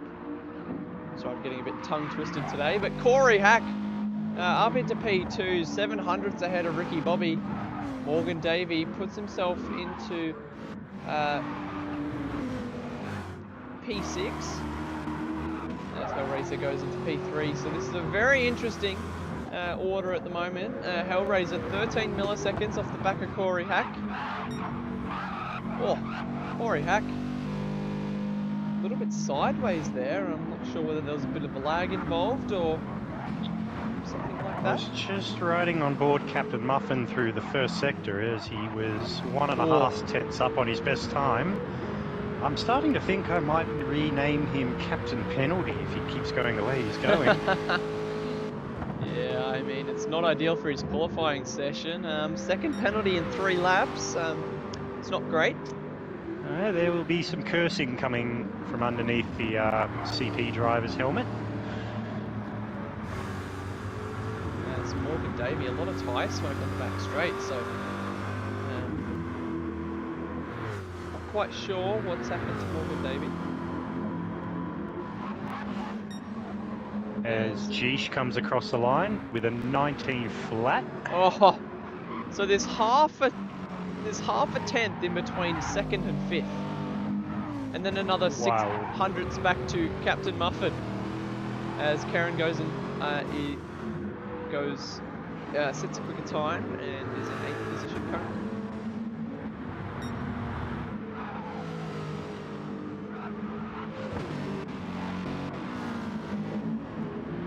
Geesh 1 millisecond off his best time.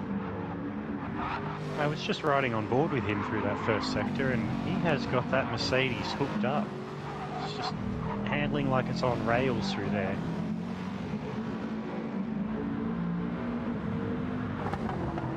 He's certainly not being shy with the rev limiter either. Let's see where he sets himself as he comes to the timing line for the second sector, and he's up by 3.5 tenths. This is going to put him into P2 if he can convert this. As he rounds the penultimate corner, turn 11, turn 10B, as the Americans like to call it. As they round turn 12, and what lap time's it going to be? And puts him into P2. Great lap time, 18.6. Improving to was Corey Hack with an 18.9, so edges into the 18s, Corey Hack. Well done, Corey Hack. Currently sitting P3 on his return to racing. That's a fantastic effort. 1/10 clear of Hellraiser. Yeah, 9 minutes remaining in this qualifying session for these guys.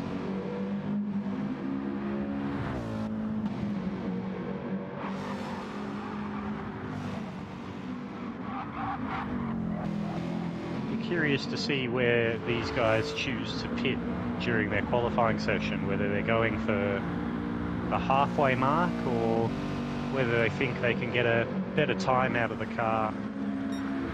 If they get themselves into a nice rhythm and they're just feeling good with things, if they just keep going,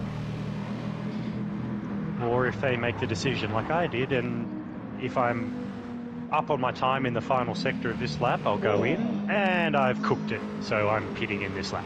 Yeah, so Ricky Bobby, he came into the pits then, but I think he cut the timing line, so 3-second penalty might be coming his way. He won't be too happy with that, as he puts on a new pair of boots and rolls out of the pit box. I can say I'm also guilty of that, as Hellraiser goes into P3 with an 18.9. We'll be very happy with that.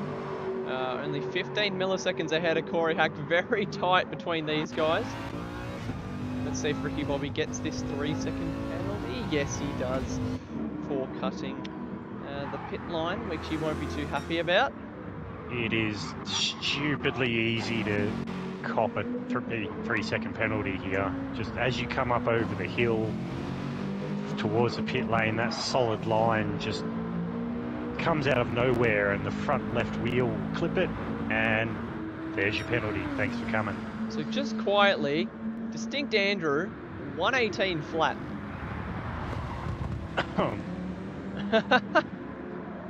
Wow.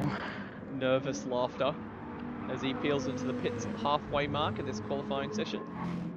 Just And riding on so does Hellraiser Jeesh here, and Captain as Mike. he's Oh, Jeesh cut the 700ths line. up on his best time. Will he pit or not, is my question. Yeah, I'm not too sure. I mean, surely you have to if you're up, but yeah, he No. goes around again. Nope. So he wants to improve his time. Does he get it? Yes, he does. 18.8.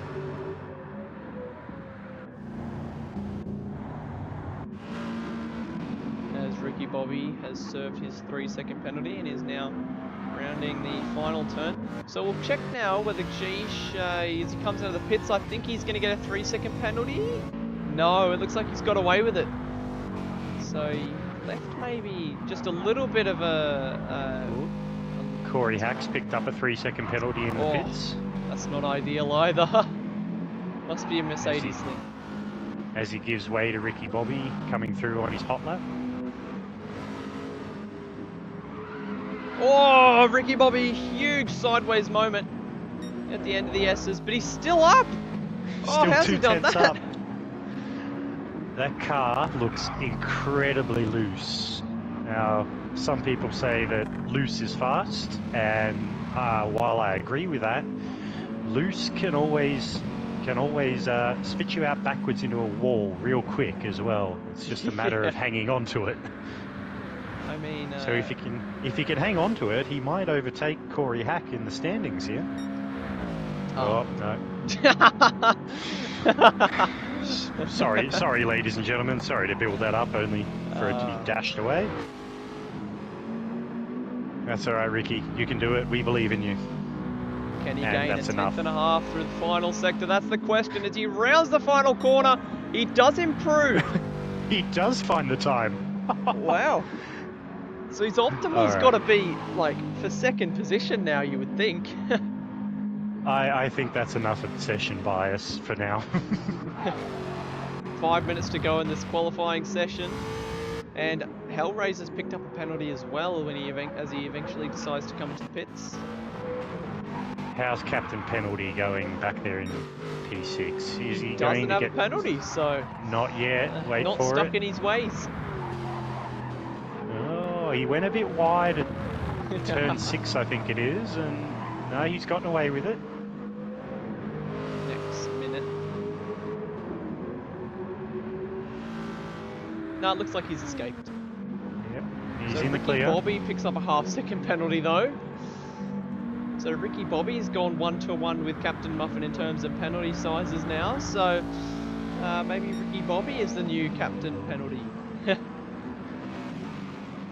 Just looking further down the field there with Morgan and Karen, Uh-oh. two Deets drivers. Distinct Andrew into the 17s. And Jeesh almost follows him. Captain Muffin improves. Oh, that is disgustingly quick. Give me a second. I've just got to pick my jaw up off the floor here. Absolutely incredible from Distinct Andrew. Yet another dominant display in qualifying. As Jeesh is flopping around like a fish as he comes through the S's. That's just got to be a slap in the face to the rest of the field. Morgan Davies improves by 3/10, puts himself up into P5. Into the 18s, the Deeds driver does. Seems like the Corvette might like the low fuel situation. Yeah, I have seen Ricky Bobby go a lot quicker than a 19 flat this week, so he's hoping he can get further up the order. Nothing is separating P3 to P6. As Hellraiser serves a penalty as he comes over the rise. Oh my gosh! Distinct Andrew, stop it! Stop it! This man has gone for a 17-6 as Captain Muffin goes into the 18s as well. We now have 6 drivers into the 18s. Sorry, we have 4 drivers in the 18s and 1 in the 17s. As Jeesh looks like he was winding up on the last lap, a bit of a slower one to be able to put his foot down and try and set an even better lap time, which he is blue sector through the first sector, which means that he is up on his personal best. We do have a 5th driver in the 18s, Morgan Davies, down in P6 by 3 100ths. Cutting it a bit fine. As we see, geesh, what's it going to be? Is he up? Oh, he's only up a little bit in the 2nd sector, but at this rate, it's not going to be enough to get into the 17s. Distinct Andrew, stop it. I don't want to talk to this man anymore. Distinct Andrew. He's just gone even quicker. And geesh, 1:17.624. Oh, Muffin into P4. Great effort from Captain Muffin. And Ricky Bobby into the 18s. Goes into buddy. P6. We almost have the entire grid into the 18s apart from KarenUnleashed, who is 120.2. Oh my, Hellraiser! And Distinct Andrew is purple through the 1st sector by 7 100ths. And Jeesh's personal best, Hellraiser into P3, a 118.3. And Corey Hack also improves, but very wide. I don't think that's the racing line, Corey. Letting Captain Muffin through. No, Carbonboy is sitting with me in the commentary box, not out on track. Distinct Andrew, 4 100ths purple, coming through the final sector. Oh no, Distinct Andrew, stop it. Don't do it to us, mate. He's going to. Watch this. As he rounds turn 12. Is this going to be an incredible lap time? Yes, it is! 17.5! What is this, man? Oh my goodness! Absolutely incredible from Distinct Andrew. He's still got another lap. Come on, mate. I think you've proved your point. Hellraiser and Captain Muffin are building a wall. And, it's a bit of a... they've ended. I think these 3 are done. I don't know what they were doing. They were just sort of sitting next to one another. Just Andrew. No, Andrew's backed off. And that looks like it is going to be it. Yeah, so that's the qualifying done. Run and done. Looks like everybody is... I say that, and Morgan Davey goes into P5 with a 118.9. So sorry we didn't catch that, but that is the official end of qualifying now. As we wait for Distinct Andrew to... Yeah, Distinct Andrew's done. I don't think he's going to improve his lap time with a big spin in the middle there. He'd backed off halfway through that lap just after the 1st sector. He was down on his best time. So the qualifying order, Distinct Andrew ahead of Jeesh in 2nd, Hellraiser P3, Corey Hack 4th, Morgan Davey 5th, Captain Muffin 6th, Ricky Bobby 7th, and KarenUnleashed rounding out the pack in P8. Terrible outing for KarenUnleashed. With Distinct Andrew 17.5, that is disgustingly quick. Absolutely incredible stuff.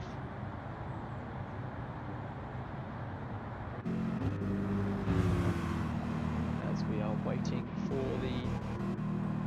Should be just a few more seconds. There we go. Comes to an end. Rightio, big red button. Here we go. Ready whenever you are. Let's not keep the audience waiting. Let's get this show on the road.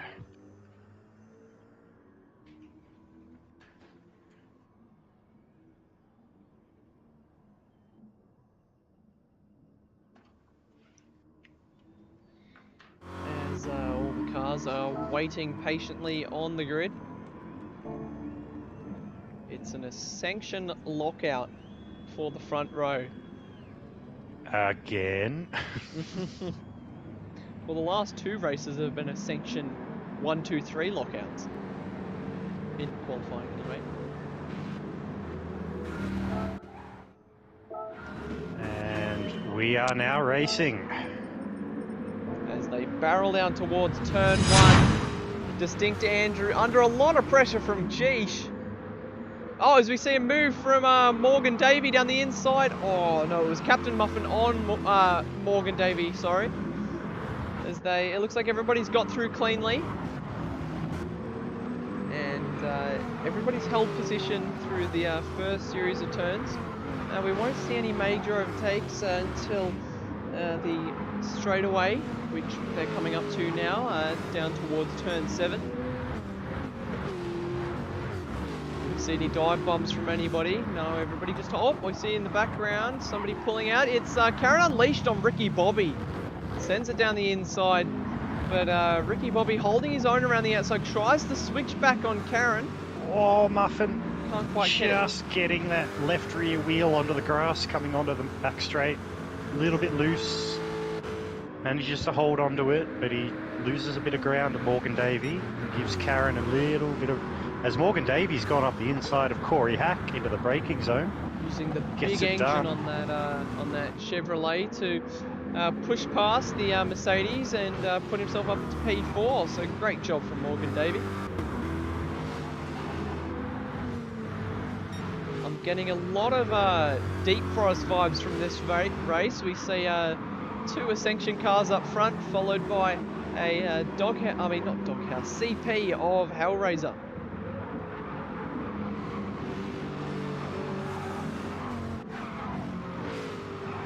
See Captain Muffin pressuring Corey Hack as well. It's just holding his own. Captain Muffin right up underneath the rear wing of Corey Hack as they head down towards turn 7. Will that come with an invoice? That was a little bit where it does. Oh. There it is. Captain penalty. Poor fella. That's going to set him back a little bit.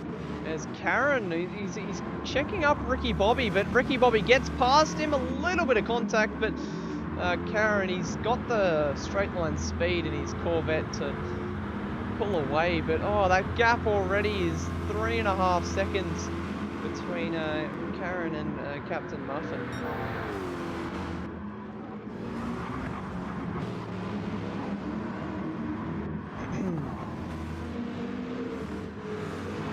How are things looking up the front there, Lenocis? Distinct Andrew, half a second ahead of Geesh, and then about the same gap to Hellraiser behind. But Distinct Andrew, the first lap of the race, an 1:18.8 flat.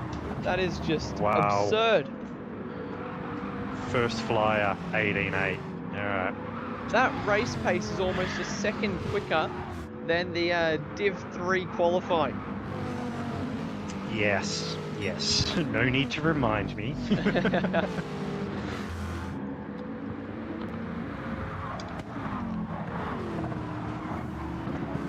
we see things starting to spread out just a little bit.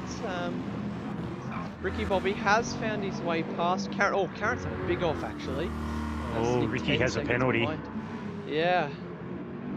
Not a great start to the race for Ricky Bobby.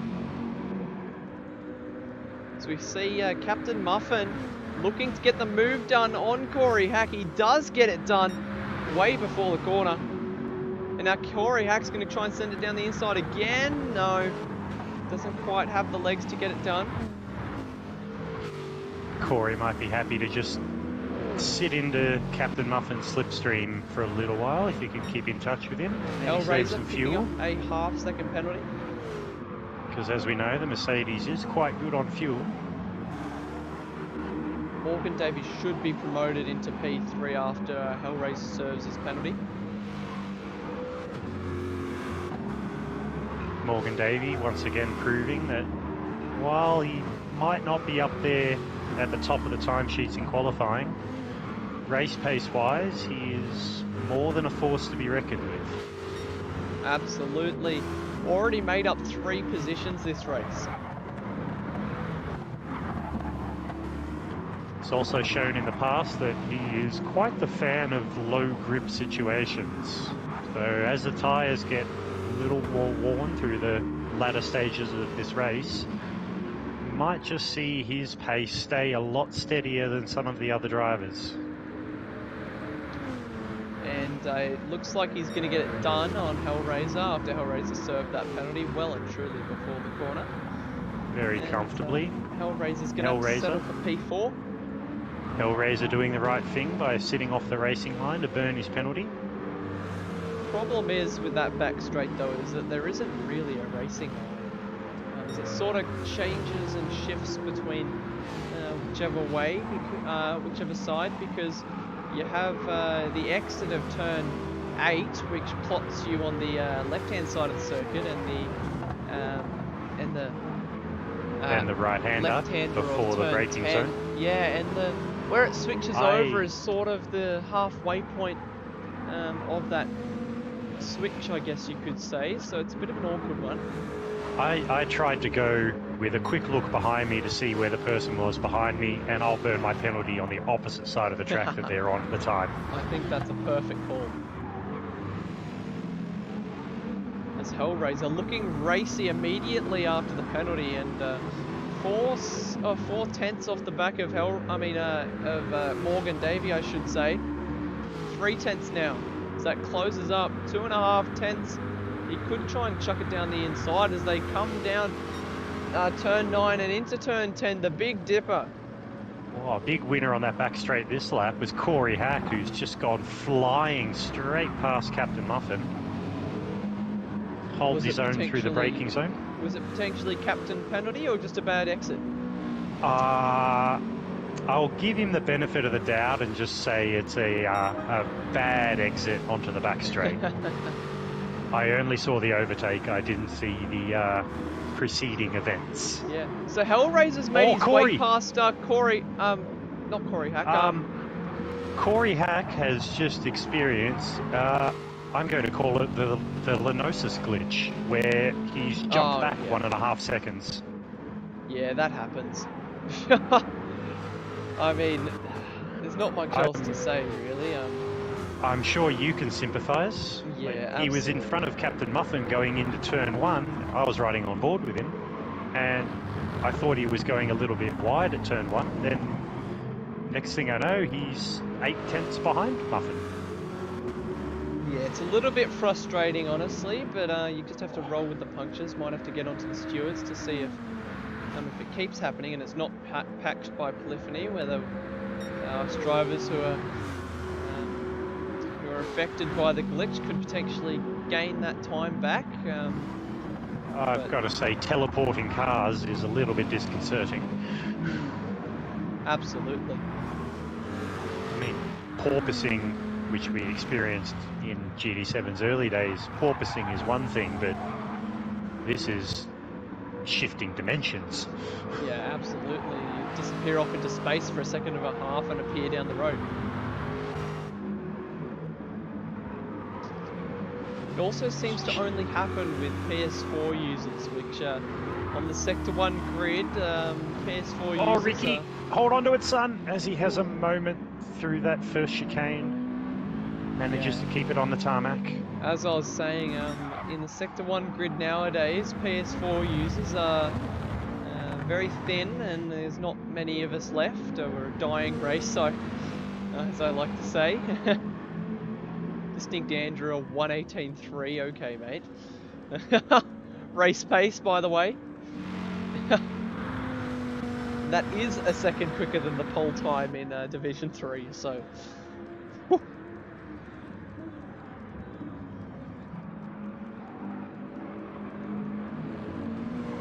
Checking in, I think it's about time for our usual fuel and tyre update.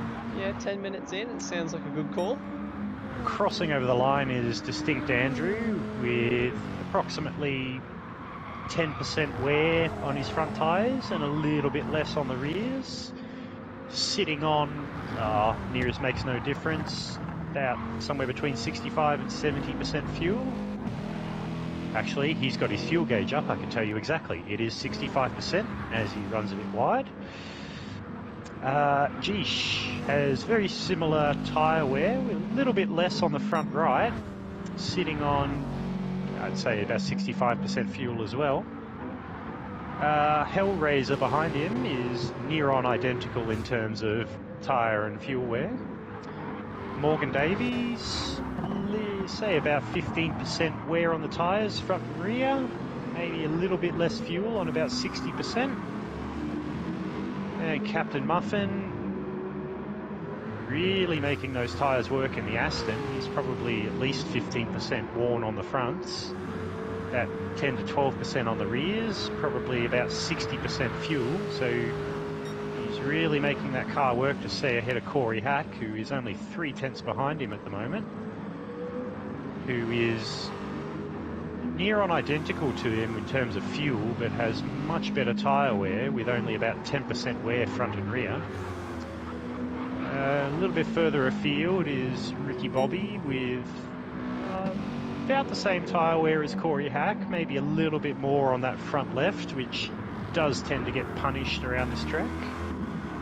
He does have a few percent fuel advantage over Corey Hack, so that might help him close the gap up a little bit. Maybe not 6.8 seconds, but a little bit. And finally we have Karen, who has very immaculate tyres with maybe not even 10% wear, and sitting on about 60% fuel left in the tank. But, the lap times for poor Karen are probably somewhere around the same as what we were seeing in Div 3, so that might account for the lack of tyre wear. As we look back up to the front, it's a 1.6 second gap between Distinct Andrew and Geesh at the moment, and Distinct Andrew is yet to drop into the 19 second lap time, while Geesh is still, he's only had one lap time in the 19s as he goes back down to 18.9, so these guys absolutely flying. As we see, Morgan Davies gone, main straight. Oh no! I was just checking in on the gap between him and Muffin, and as he came onto the main straight, he has just run wide onto the grass, and that has sent him around. Front and rear aero damage. And it looks like dropped him back down to Bobby P6. is going to get past him potentially with this damage. And we'll look back on the Next Level Racing Action replay to see what we caught from that. And to see Morgan Davies spinning out as we see Captain Muffin and Corey Hack go past. So unfortunate for Morgan Davies, under pressure from Ricky Bobby now, 5/10 the gap. As Corey Hack is right on Captain Muffin's bumper going onto the back straight, deep in that slipstream. Could see a move from Corey Hack this time round. Potentially chucking it down the inside. He thinks no. He just sort of shows the nose. He definitely had a good long think about that. Yeah, for sure. It would have been a very late overtake if he did decide to chuck it down the inside, but if he gets a good exit out of here, he could potentially go for a move into turn 1, which looks like he has not got the greatest of exits. I feel like if he had have tried to go for that overtake, it would have been a very similar situation to what I did with Killer on the loose in our qualifying session. Once again, while I'm here, Killer, my apologies for that, mate. That was me completely cocking up my brake marker. Sorry again. As Captain Penalty goes wide. And Corey Hack's going to get a sniff down the inside as they head towards turn 7, and is he going to get it done? Oh, maybe a little bit of contact. Oh, it doesn't look like there was any contact, but Captain Muffin loses out the position to Corey Hack. Potentially Captain Muffin just getting a bit of understeer and or oversteer and had to correct and just sent him a little bit wide as we look as they come into the braking zone once again on the Next Level Racing Action replay. Yeah, there was no contact there. It just looked like he I think Captain Muffin just backed out of that. That might have upset the car a little bit. Yeah, I mean, the camber of that corner, you really do need to be on the inside line, so maybe he just got up on top of the ridge there of the corner, and the left-hand side of the car just magnetising him to the edges of the circuit. He's lucky to stay on there. Ricky Bobby's dropped back a little bit behind Morgan Davies. His gap is now just over 1 second. But in Ricky Bobby's favour, there is a noticeable fuel difference between himself and Morgan. So if he can hold his distance, he may just see that come back in the pit stop. Yeah, Morgan doing Deeds things and probably pressing a little bit too much with the fuel numbers, but we do know Morgan likes to be very aggressive with his fuel usage and gain as much time as possible through raw pace as opposed to strategic time gain. Raw pace first, strategy, we'll worry about that later. Seems to be the Deeds way. Corey Hack extends a bit of a gap to Captain Muffin, 1.4 seconds it sits at the moment.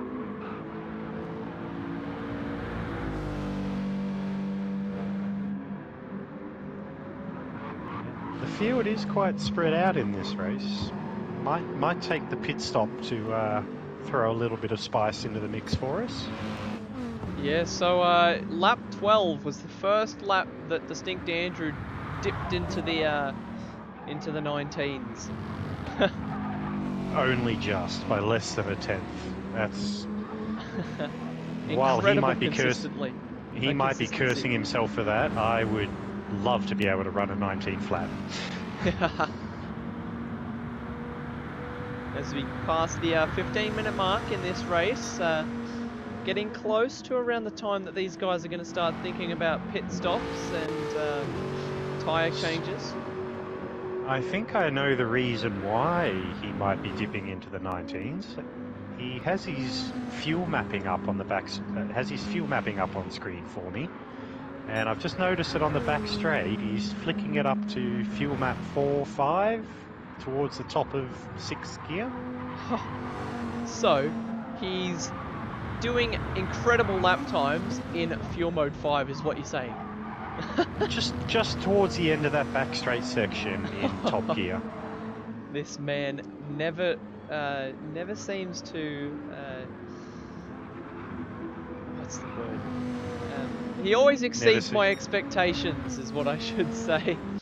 When you think he's at the limit of performance and driver ability, he just goes one step further and rubs it in your face. So that last lap he did was a 19.2. So he may have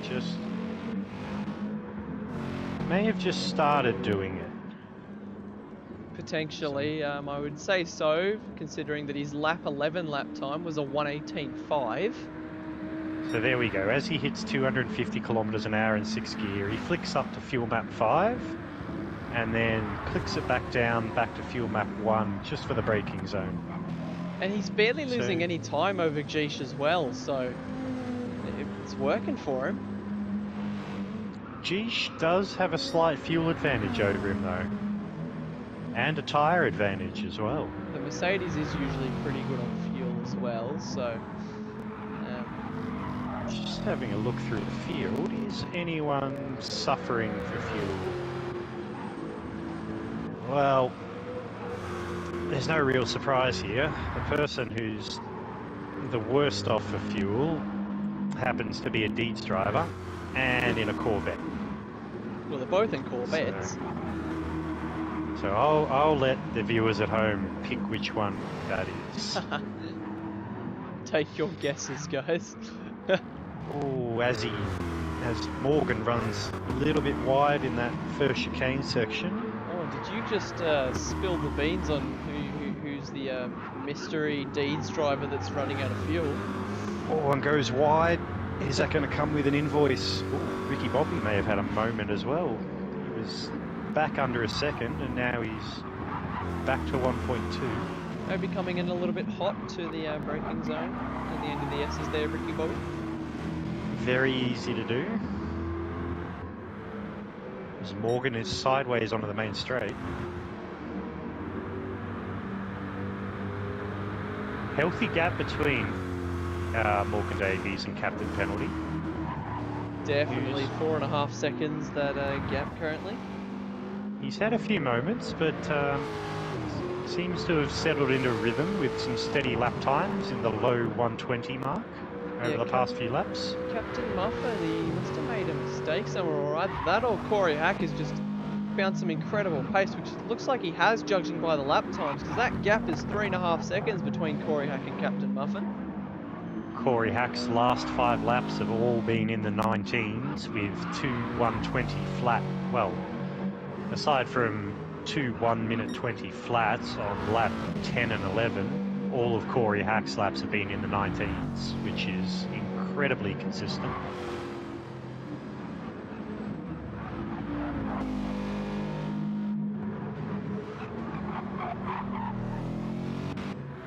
Hellraiser in P3 is having a bit of a lonely run. He's got 11 seconds to Geesh in front of him and 3.5 seconds to Corey Hack behind him. Yeah, if he keeps this up, it could be his maiden Sector 1 podium in the top flight, so...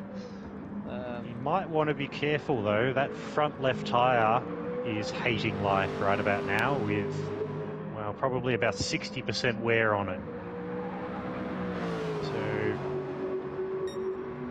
this final corner, first turn, that car's not going to want to turn at all, as there is tyre squeal galore going through turn 1.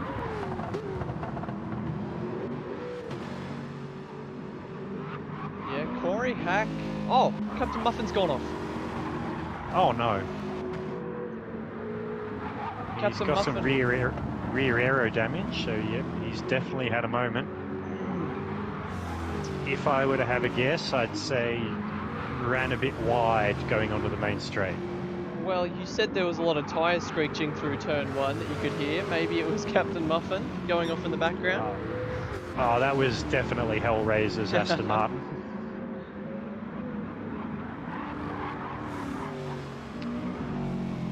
I can hear some muffled swearing coming from out on the track. I'm pretty sure that'll be Captain Muffin.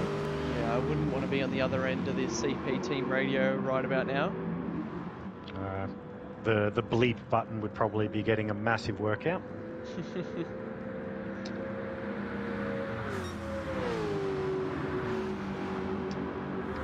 As we approaching the halfway mark, just wondering if anyone's going to go for the sneaky undercut. Yeah, 27 minutes remaining in this race. I think most of these guys are going to be doing one more lap before thinking about a stop. We'll see who's been practicing their pit lane entries and who gets caught out. Yeah, the likes of Ricky Bobby and sometimes Distinct Andrew, the kind of guys that like to just hang out, stay out a little bit longer than the rest of the pack. Because I'm going to put money that Hellraiser and Morgan will be the first 2 to pit, because both of them are currently on the fuel light. Could potentially see him in this lap. I don't see them right. Hellraiser may be running another lap. Morgan Davey, definitely not. He's going to have to come in this lap. Alright, so Distinct Andrew comes past the pit lane, goes around again, same as Geesh. Question is, will Morgan Hellraiser? is definitely fuel saving down the back straight. There is nothing left in that Corvette. And he peels into the pits. Corey Hack Captain goes around Muffin. again. Captain Muffin also on the fuel light, so we'll be looking at a stop from him. Morgan Davey has to pit. Yes, he does. Captain Muffin follows him in, and Ricky Bobby goes around again as expected. I think the only surprise there was Captain Muffin that was peeling in. He Morgan might Davey, nothing, 0. 0% fuel with 25.5 minutes to go. Long transit time though. That is true. But he's going to have to brim that tank, without a doubt. If he comes out with less than 100% fuel, as Karen goes off on the back straight. Oh, A massive accident. puts the sponsor banner right in the middle of the road.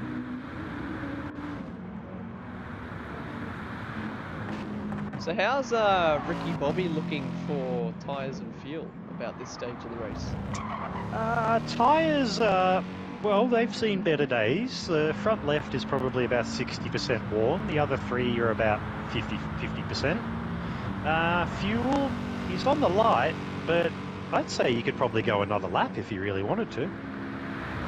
Let's see if he pulls it in. Currently fourth on the road, but expecting that to change come the pit stop, which is either this Corey lap or the hacks next in lap. with 2% fuel left in the tank. Three in front of him have come in, but Ricky Bobby stays Bobby. out. Yep, he's gone around again. Continuing the trend that we've seen from him throughout the season. The overcut master. So Jeesh actually has more fuel than Distinct Andrew on board. So Jeesh doing the number on the current championship leader here. And he comes out of the pits first. Oh wow. Wow, that Jeesh is is huge. leading one of the greatest drivers in the country. But he has short filled in comparison to Andrew. I won't go giving numbers, but he does have less fuel on board. He's probably just trying to get his statistics up for laps led. Yeah. Not a bad strategy. I admire it. You reckon Ricky Bobby could go around another time as well to get one lap lead added to his statistics? Oh, he'd have to be a braver man than me. That fuel gauge is very, very low. Very touch and go, you reckon? Oh. Well, let's Nah, see. he's Yeah, pulling he in. pulls He's pulling in. Yep, very safe pit lane entry there. And here we go, Jeesh, as he comes around the final corner. He's gonna add. Oh, no, I reckon Ricky Bobby could have gone around again. What are you talking about, Carbonboy? Yeah, 1%. It's fine. As Jeesh gets his first lap led in a Sector 1 race. Round of applause, everybody. Well done, son. Now come on, Andrew. Just let him lead one lap. Just let him have that. Well, he has now. He's already got the statistic. He's crossed the line in first position. I mean, not that anybody's really keeping count of Sector 1 statistics like laps led. That sounds like way too much work for my liking. We'd have to pay someone to do it. Yeah, I don't know about you. I'm not taking a pay cut so we can find room in the budget. So Ricky Bobby miles behind Morgan Davies, so not worked out for him at all. Also, oh no, never mind. I was going to say, it says that Karen is a minute 40 behind Ricky Bobby, but a minute 30 behind the leader. So, and then I realised that Ricky Bobby just pit then. So, we see Jeesh. He's gonna lead another lap. It's number 2 for the man. Has managed to stretch that gap out to near on a second to Morgan Davey.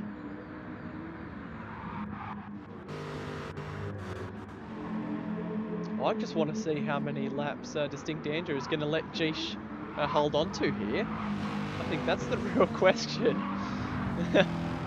Is how long before Distinct Andrew decides, okay, that's enough, now let me win the race. Yeah. Before he decides to flex. Yeah. I mean, to be fair, Jeesh is holding up a pretty good fight. Well and truly in amongst the bunch here. I can see it now. Round about lap 24, Andrew will decide, yeah, that's enough, and drops a 117 race lap. I reckon these guys are on the team radio going, and Jeesh is pleading with Distinct Andrew, saying, let me lead another lap, please. As he's closing up drastically now, actually. Distinct Andrew. 5/10 the gap. It was 8/10 at the start of the straight. And Andrew is still playing with the fuel map down that back straight. He's been kind enough to leave it up on screen for me to have a little bit of a look at. And Jeesh gets his 3rd lap lead in a Sector 1 race. As Andrew does a 1:18.383, so it's not 5 tenths far off quicker. the fastest lap. Not far off his fastest lap.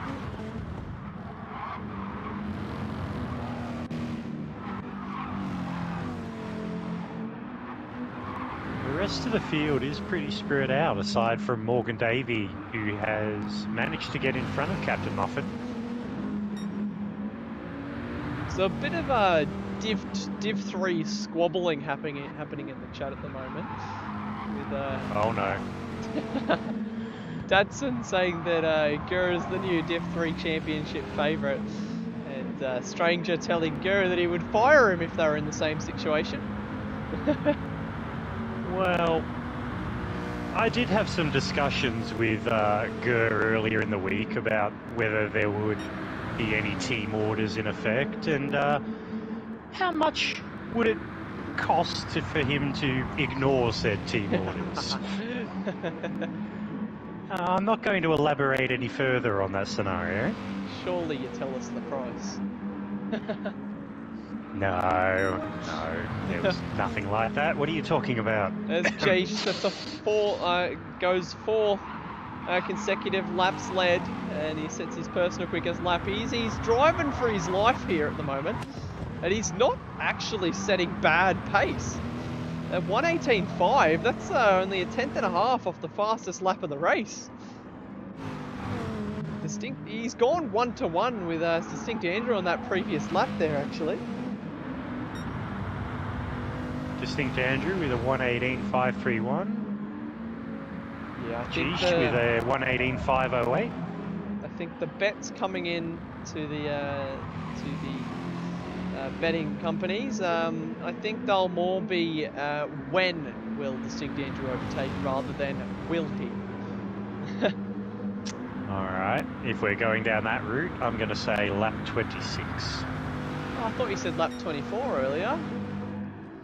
Well, as he goes 2,000ths purple, maybe he's just starting to flex. Maybe. Yeah, he's got the slipstream, so we might just see that fastest lap tumble. Maybe the gentleman's agreement was 5 laps, and Distinct Andrew is going to overtake after the 5th lap. So Distinct Andrew 5 laps led. Oh, he's shown the nose. I mean, not Distinct Andrew, Jeesh 5 laps led in his Sector 1 career. Does a little bit of a Craig Lowndes at turn 1. Yeah, Distinct Andrew right up under the bumper now.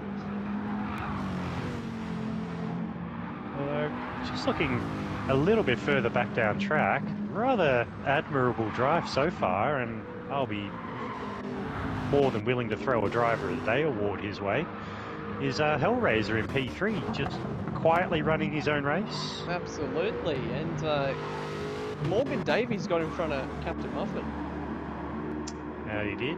recently. Although, Captain Muffin's not letting him go. It's only a couple of tenths behind. That was out to, I think it was 7 or 8 tenths about half a lap ago. Ooh, Captain Muffin might be getting a penalty. As they are approaching a back marker, which is Karen, who's not having the greatest of rounds this week. I've heard rumours about a lack of practice, and oh, Muffin, hold on to it! Oh, just had took a little bit too much outside curb in the braking zone for that right-hander onto the back straight, and had it all crossed up. 6 laps led for Jeesh. Distinct Andrew lets him go around another time. It's funny how we're saying that Distinct Andrew is letting his teammate get laps led as if Jeesh is not a capable driver in his own, which he is. And I think Distinct Andrew just maybe sweating a little bit, but also entirely not stretching his legs the way that he could. As you said, he was playing with the fuel trim. But Yes, he has been, and it's showing he still has approximately 70%. Oh, sorry, I can see exactly. He has 68% left in the tank as he's getting a back up to fuel trim 6 there in the slipstream. so Tyrone Compared Bork to in the Geesh. YouTube chat has said lap 27 is where he's placed his bet. Compared to Geesh, who is probably around the 55% fuel mark. So Distinct Andrew has a 10% fuel advantage on him. Distinct Andrew at this point, he's probably just using Geesh as a bit of a racecraft practice, getting right up under the rear wing of Geesh and then pulling the car up. Would hate to see some contact between these guys, but Distinct Andrew backing up his racecraft with backing up his pace with some good racecraft as well. Yeah, he's definitely being smart about things.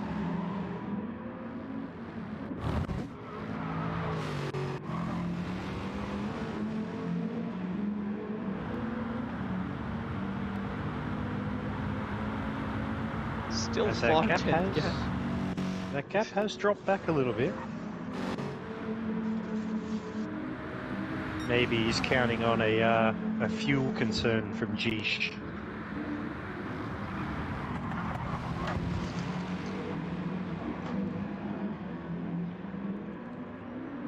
How are we doing further down the field? Well, Captain Muffin has just lost touch with Morgan Davies a little bit.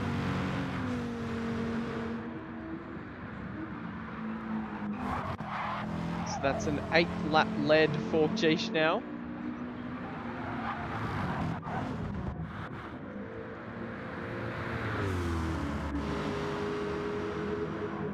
Field is very spread out at the moment.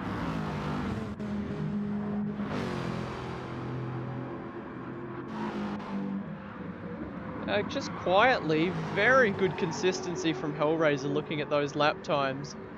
A 19.7, 19 flat, 19.5 and 19.6 was his slowest lap. No, 19.7. The first lap was his slowest lap of the stint, and ever since then he's got his eye in and just hovering around that 19.5 sort of point. He's doing a good job. Not a bad place to be hovering at all. So 12 minutes to go, and Distinct Andrew needs to get a wriggle on here because he's not letting Geesh out of his grasp, but you'd want to make the move sooner or later, you would assume. So unfortunately, Tyrone, your bet is it wasn't correct, as we've gone to lap 29. Yep, I'm out as well. I'm long gone. Oh, I forgot to place my bet. Oh, come on. I'm It's gonna a bit say late now, come on. I'll say lap 32. If Alright, take lap it with 32. a pinch of salt. Take it with a pinch of salt. Lock it everybody. in. Oh, Distinct Andrew! He's made an error. It's not every day you see that. Maybe Geesh has managed to ruffle his feathers a little bit. Yeah, Distinct Andrew, he might have been a little bit nice and let Geesh have a few laps out front, and now he's struggling to get back past.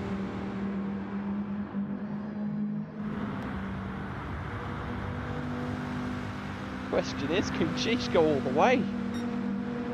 Oh, that Viper in the slipstream, even on fuel map 6, is just insane. Yeah. As soon as Distinct Andrew wants to, he'll chuck it into fuel mode 1 and make his way past, but for now just sitting in the wings waiting.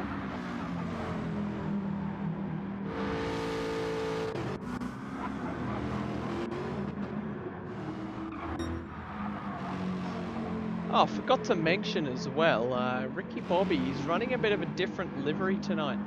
Changed out some of the white on his car for a bit of black, and some say it looks really nice, and others say it looks even better. But I honestly kind of like it. much to the disagreement of my teammates. I said it was the Obsession Motorsport villain era, but I'm not disagreeing with you on that. I'm not agreeing with you either. I'm just going with I like the look of it. I think that's a safe bet. Keep myself very diplomatic in this situation. Sheesh, still holding out as he comes around the final series of corners, and this will be the 11th lap led. Down to 2/10. I think Andrew's decided to put the hammer down. You can hold off just one more lap. Oh, he goes for it. Oh, Bit of can't quite get gamesmanship it there, done. boys. They might be teammates, but you wouldn't guess it. If you can hold off for one more lap, geesh, I get to cash out on my late bet. Very Rather late than- entry. Rather than $1.20, I'm probably only gonna get $1.02 for it.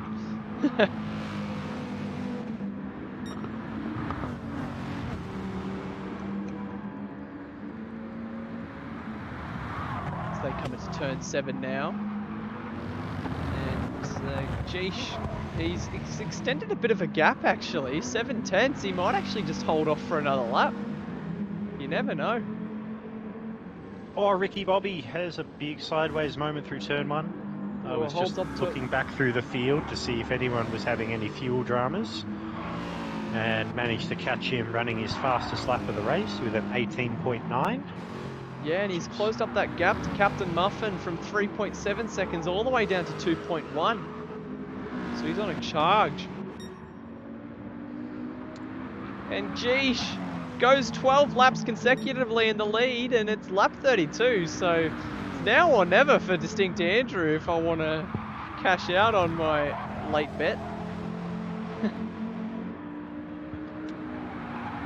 Not that we here at Sector 1 encourage gambling.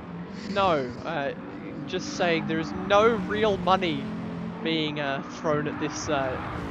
Just bet. bragging rights. Yeah.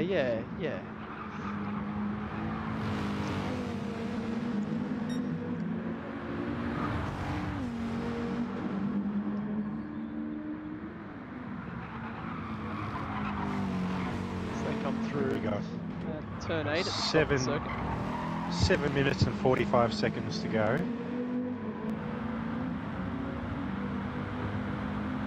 And By my Distinct math, Andrews- that'll be by 5 laps? They'll get another. Or 6? Well, the UDiv 3 guys Oh, did. geesh, very Distinct defensive. Andrew tries around the outside. Can he get it done? No. Oh, I thought for a second. And lap 32 comes and goes. Distinct Andrew still in P2, but it doesn't look like he's going to be there for long. Does he send it down the inside? No, he tries around the outside. That would be brave. Around the outside of turn 1. Absolutely. Backs Right out up of onto it the for rear wing. chicane. Distinct Andrew, I wouldn't say panicking, but maybe just starting to give Geesh a bit of the hurry on now as he wants to make his way past. I mean, full credit to Geesh. That's got to be an amazing level of pressure that he's experiencing right now. Yeah, And 13 he's laps certainly in the keeping lead. his cool. Yeah, 13 laps in the lead of a race with one of the country's, Australia's best drivers sitting no more than 6/10 behind you the entire time. He's gone almost 20 minutes in the lead of the race now. Distinct Andrew's closer than he has ever been, coming down the back main straight. Tunetank, is he going to get it done? Can he send it down the inside? He does! Goes down the inside, late on the brakes, gets it pulled up. No, a little bit deep. But he cuts off, checks up, geesh, a little bit on the apex of the corner. And he gets the move done, moves himself up into P1. So some great stuff from Distinct Andrew. But geesh could have an... Oh, geesh is gone!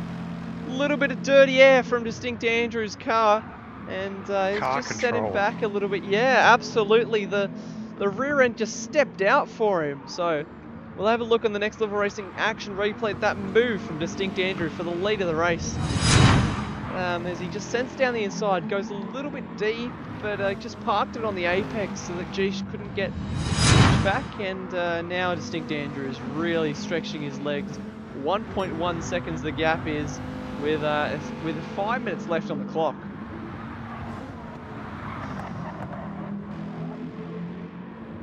Yeah, and as Jerome was saying, there's no Sector 1 on Sportsbet, unfortunately. Unfortunately, that was our closest battle on track. The only other, or the next closest battle would be between Corey Hack and Hellraiser, and that is currently at 2.3 seconds difference. Oh! Ricky Bobby's gone past Captain Muffin. Oh, hello. Muffin's had a big moment, I would imagine. Yeah, on two laps in a row, lap 31 and 32. Yep, there's a lot of witness marks on that rear bumper. And the front left doesn't look particularly happy either. A bit of a broken headlight and some bumper damage. Can't help but wonder if that's from two separate incidents or just the one. Oh, maybe on the front straight and taking a while to get it up and going, or as he goes as wide he runs again. wide. Oh, hold on to it. Oh, Muffin, stay off the grass, mate. Come so on. Ricky Bobby up into P6. Distinct Andrew, that gap still at 1.1 seconds. So, geesh, holding his own here, if I'm going to be completely honest. Keeping Distinct Andrew honest. Well, Distinct Andrew is down to 19% fuel. With that front left at over 50% wear, it's not a happy camper. Geesh's tyres are better off, and he's probably... Well, he's a bit down on fuel, actually. He's probably down to about 10% fuel. 3 minutes remaining. You don't need too much left at this stage. Hellraiser is around about 20% fuel with 50% wear on his front tyres and a little bit less on the rear. Corey Hack's at about a bit under 20% fuel, who's down to 1.9 seconds behind Hellraiser, so he could be in, Corey Hack could be in with a shot of a podium here. Could be looking to spoil the party, the CP party tonight. Morgan Davies is surprisingly healthy for fuel on about 18-19%. Same with Ricky Bobby. Captain Muffin's, yeah, about the same as well. But that front left tyre on the CP Aston Martin is screaming at him about now. It's hating life.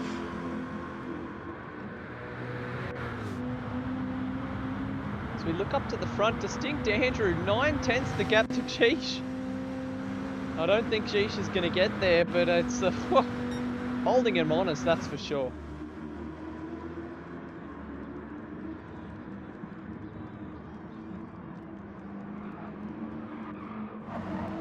As we look to Hellraiser, 1.2 seconds the gap to Corey Hack. Corey Hack looking to spoil the party. It looks like Hellraiser's running into car troubles. Yeah, he's definitely suffering from tyre wear. Corey Hack's got the much fresher car. Oh, he's got the fresher tyres, but he has just jumped onto the fuel light. So he might need to back off. Oh, we're only going to see one more lap after this, so... These guys, it's going to be very touch and go with a second lap, actually, if you look at the lap times. Minute 30. That's true. Oh, very touch and go when they're going to make it around. It's going to be within a second. I think... Oh, I don't know if Corey wants to go another lap after this one. Hellraiser's going to be close. I don't know about Corey Hack. Hellraiser has just hit the fuel light. His tyres are not happy. He's losing tenths everywhere. Corey Hack absolutely flying, catching up through this first sector. 4/10 the gap, 3/10 now. There's the tyre difference right there, but he is compromised for fuel. He's short shifting like crazy. This is going to be a tight one. As two in front are definitely going to get another lap. They've still got 40 seconds in hand. Jesus. Is Corey Hack able to make the move? It could be the last lap. It's going to be very close. 25 seconds left in the race. I think Corey might be banking on this being the last lap, but if he's not careful, they're going to cross the line and have to do another one. 10 seconds. It looks like they're going to make it. Yeah, definitely going to make it. Definitely. No. Oh, I don't actually, think that's news. Oh, is Corey Hack going to make it? As he goes wide. Oh, he's lost he's it. gone. He's but, in the wall on the main straight. Oh yeah. no, Corey. So 4 as Morgan Davey crosses the line in 5th position. Ricky Bobby in 6th. He closed up a lot actually. Ricky Bobby almost got Morgan Davey. As we look down to Captain Muffin, who completes a bit of a lonely drive, a bit of a disappointing drive for Captain Muffin. High hopes for that one, 7th position.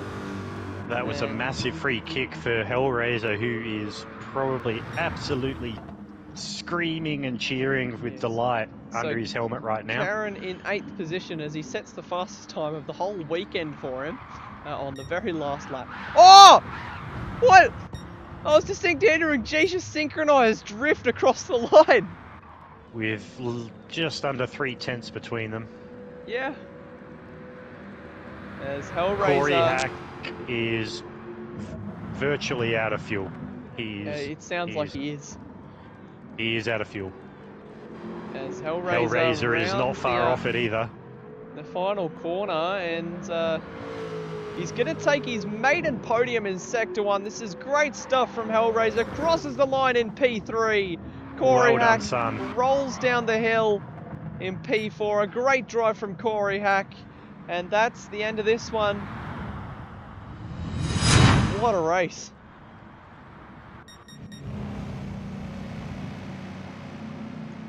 Well, we almost saw the dominance of Distinct Andrew being unsettled there. Yeah, almost. I mean, 14 laps led in his Sector 1 career for Geesh all today.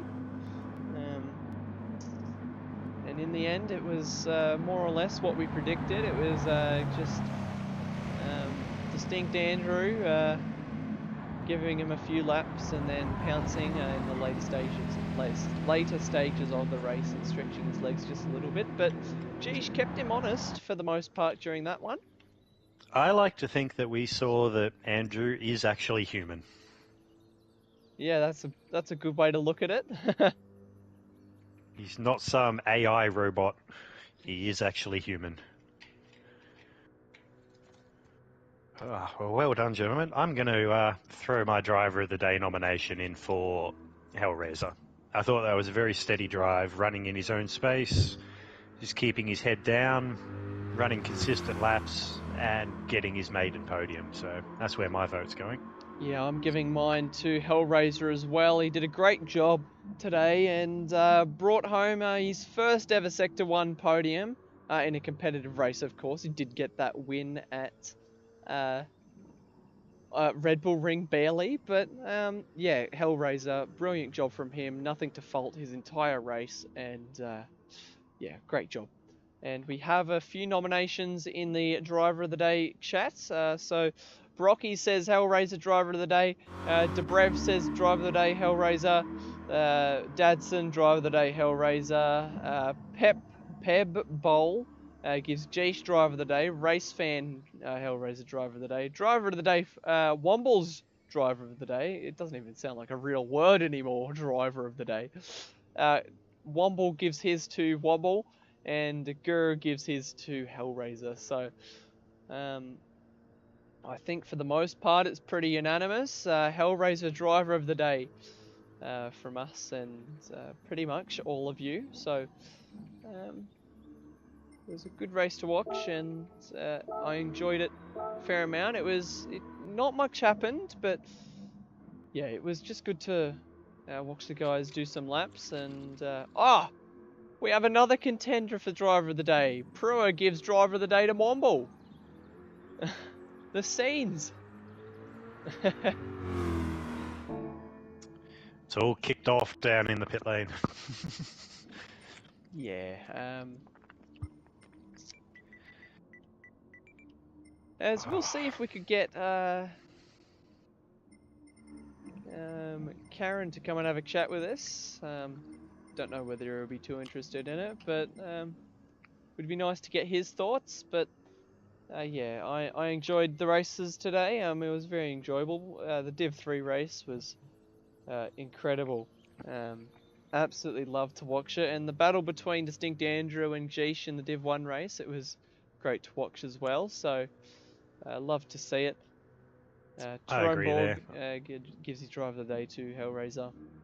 I think there's a few Div 1 drivers who might be walking away from this track thinking, thank goodness that's over and done with. And maybe not be 100% satisfied with their way their race turned out tonight. Yeah, But absolutely. that's racing. Sometimes you have a good round, sometimes you don't. Yeah, I mean, yeah. So But we do Distinct have Andrew, we Distinct do have the Andrew- drop rounds yeah, taking that effect too. as of this week. Distinct Andrew gives his driver of the day to Jeesh. So, and he says that it's the race of the season. So, I have a feeling that Distinct Andrew wasn't just toying with Jeesh. I feel like maybe for a minute there, Distinct Andrew had a bit of sweat in his eyebrows and might have doubted that he Yeah, would have got to the end. But that yeah, might not have been a game being played by the ASR boys.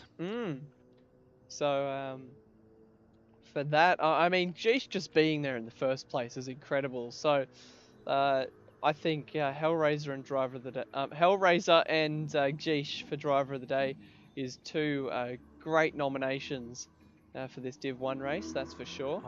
I would have loved to have been able to tap into the team communications in the Ascension racing cars. That would have been Yeah. rather good to listen to. So Distinct Andrew says he wasn't playing games and that was genuinely hard. So, I mean, Jeesh going toe to toe with Distinct Andrew. It's not every day that you see Distinct Andrew struggling, especially against a teammate Against like his that. own teammate. Yeah. Well, no team orders in the ASR garage by the sound of things. It's every No. man for himself. Good to see. Still just waiting to see if Distinct Andrew... Datsun saying it is a game though. He's absolutely right. Gran Turismo is a game. And a very fun one at that. Yeah. Fun to watch, fun to play. So still just seeing if Karen is going to have a pop in to the commentator's box return. Come on, Karen. Drag yourself out of that Corvette. Come on up to the comms box. Yeah, he's probably having a Lewis he's Hamilton Abu Dhabi moment where he's just sitting in the car. He's currently out on track doing burnouts. Oh, my screen's frozen, so... Alright, I'm going to kick him off track and make him go back to the pits, waving the black flag. Surely he's got to come join us now. But anyway, that was... I reckon the Div 3 race, I think we need to talk about that more. That was just an incredible race. The qualifying too. Oh, you got to be proud of that one though for yourself, Carbonboy. I mean, P4. This is a very... P6, P7? This is a very... P7.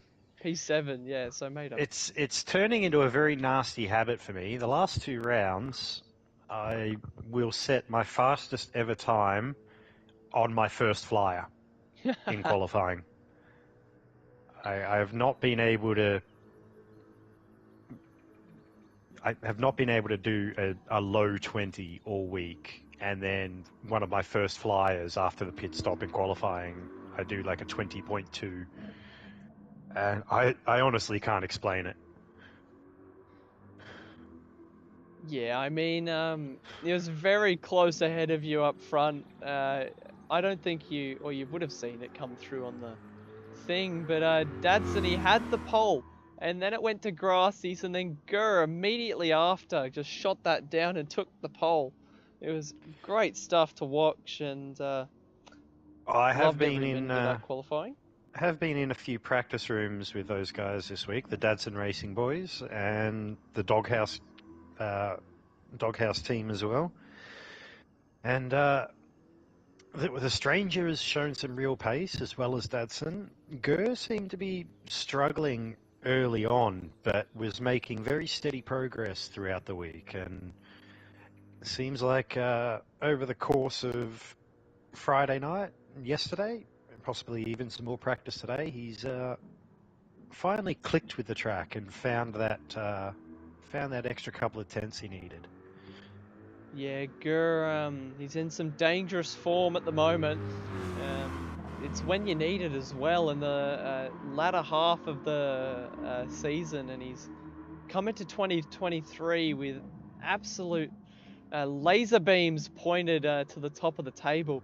And we'll see if he can catch Dadson once all the points come out and the stewards do their thing and give us the standings with the drop round included. We'll have to see who comes out on top going into the final race, which, if I remember correctly, it should be a 2-point gap between the top two guys, and then Stranger should be a point or two behind them as well. So it's anyone's game in the Div 3. But I think after today, even with the drop round, I think Distinct Andrew has just about wrapped this championship up. I think mathematically, nobody's catching him at all. So congratulations to Distinct Andrew on the win and the Sector 1 Division 1 title. Takes a lot of persistence and effort to have a title like that. But yeah, that's everything I've got to say this time round. Any last comments, Carbonboy? I'd just like to thank all of our viewers at home and in other places for joining us tonight for the broadcast. Your views are much appreciated, and I just hope you enjoyed the show that we put on tonight. Yeah, as Dadson's saying in the chat, he thinks it'll be a 5-point gap, which I think it will be 2, but with the drop rounds, I think he'll gain 1 or 2 points on you, because that's just how it works.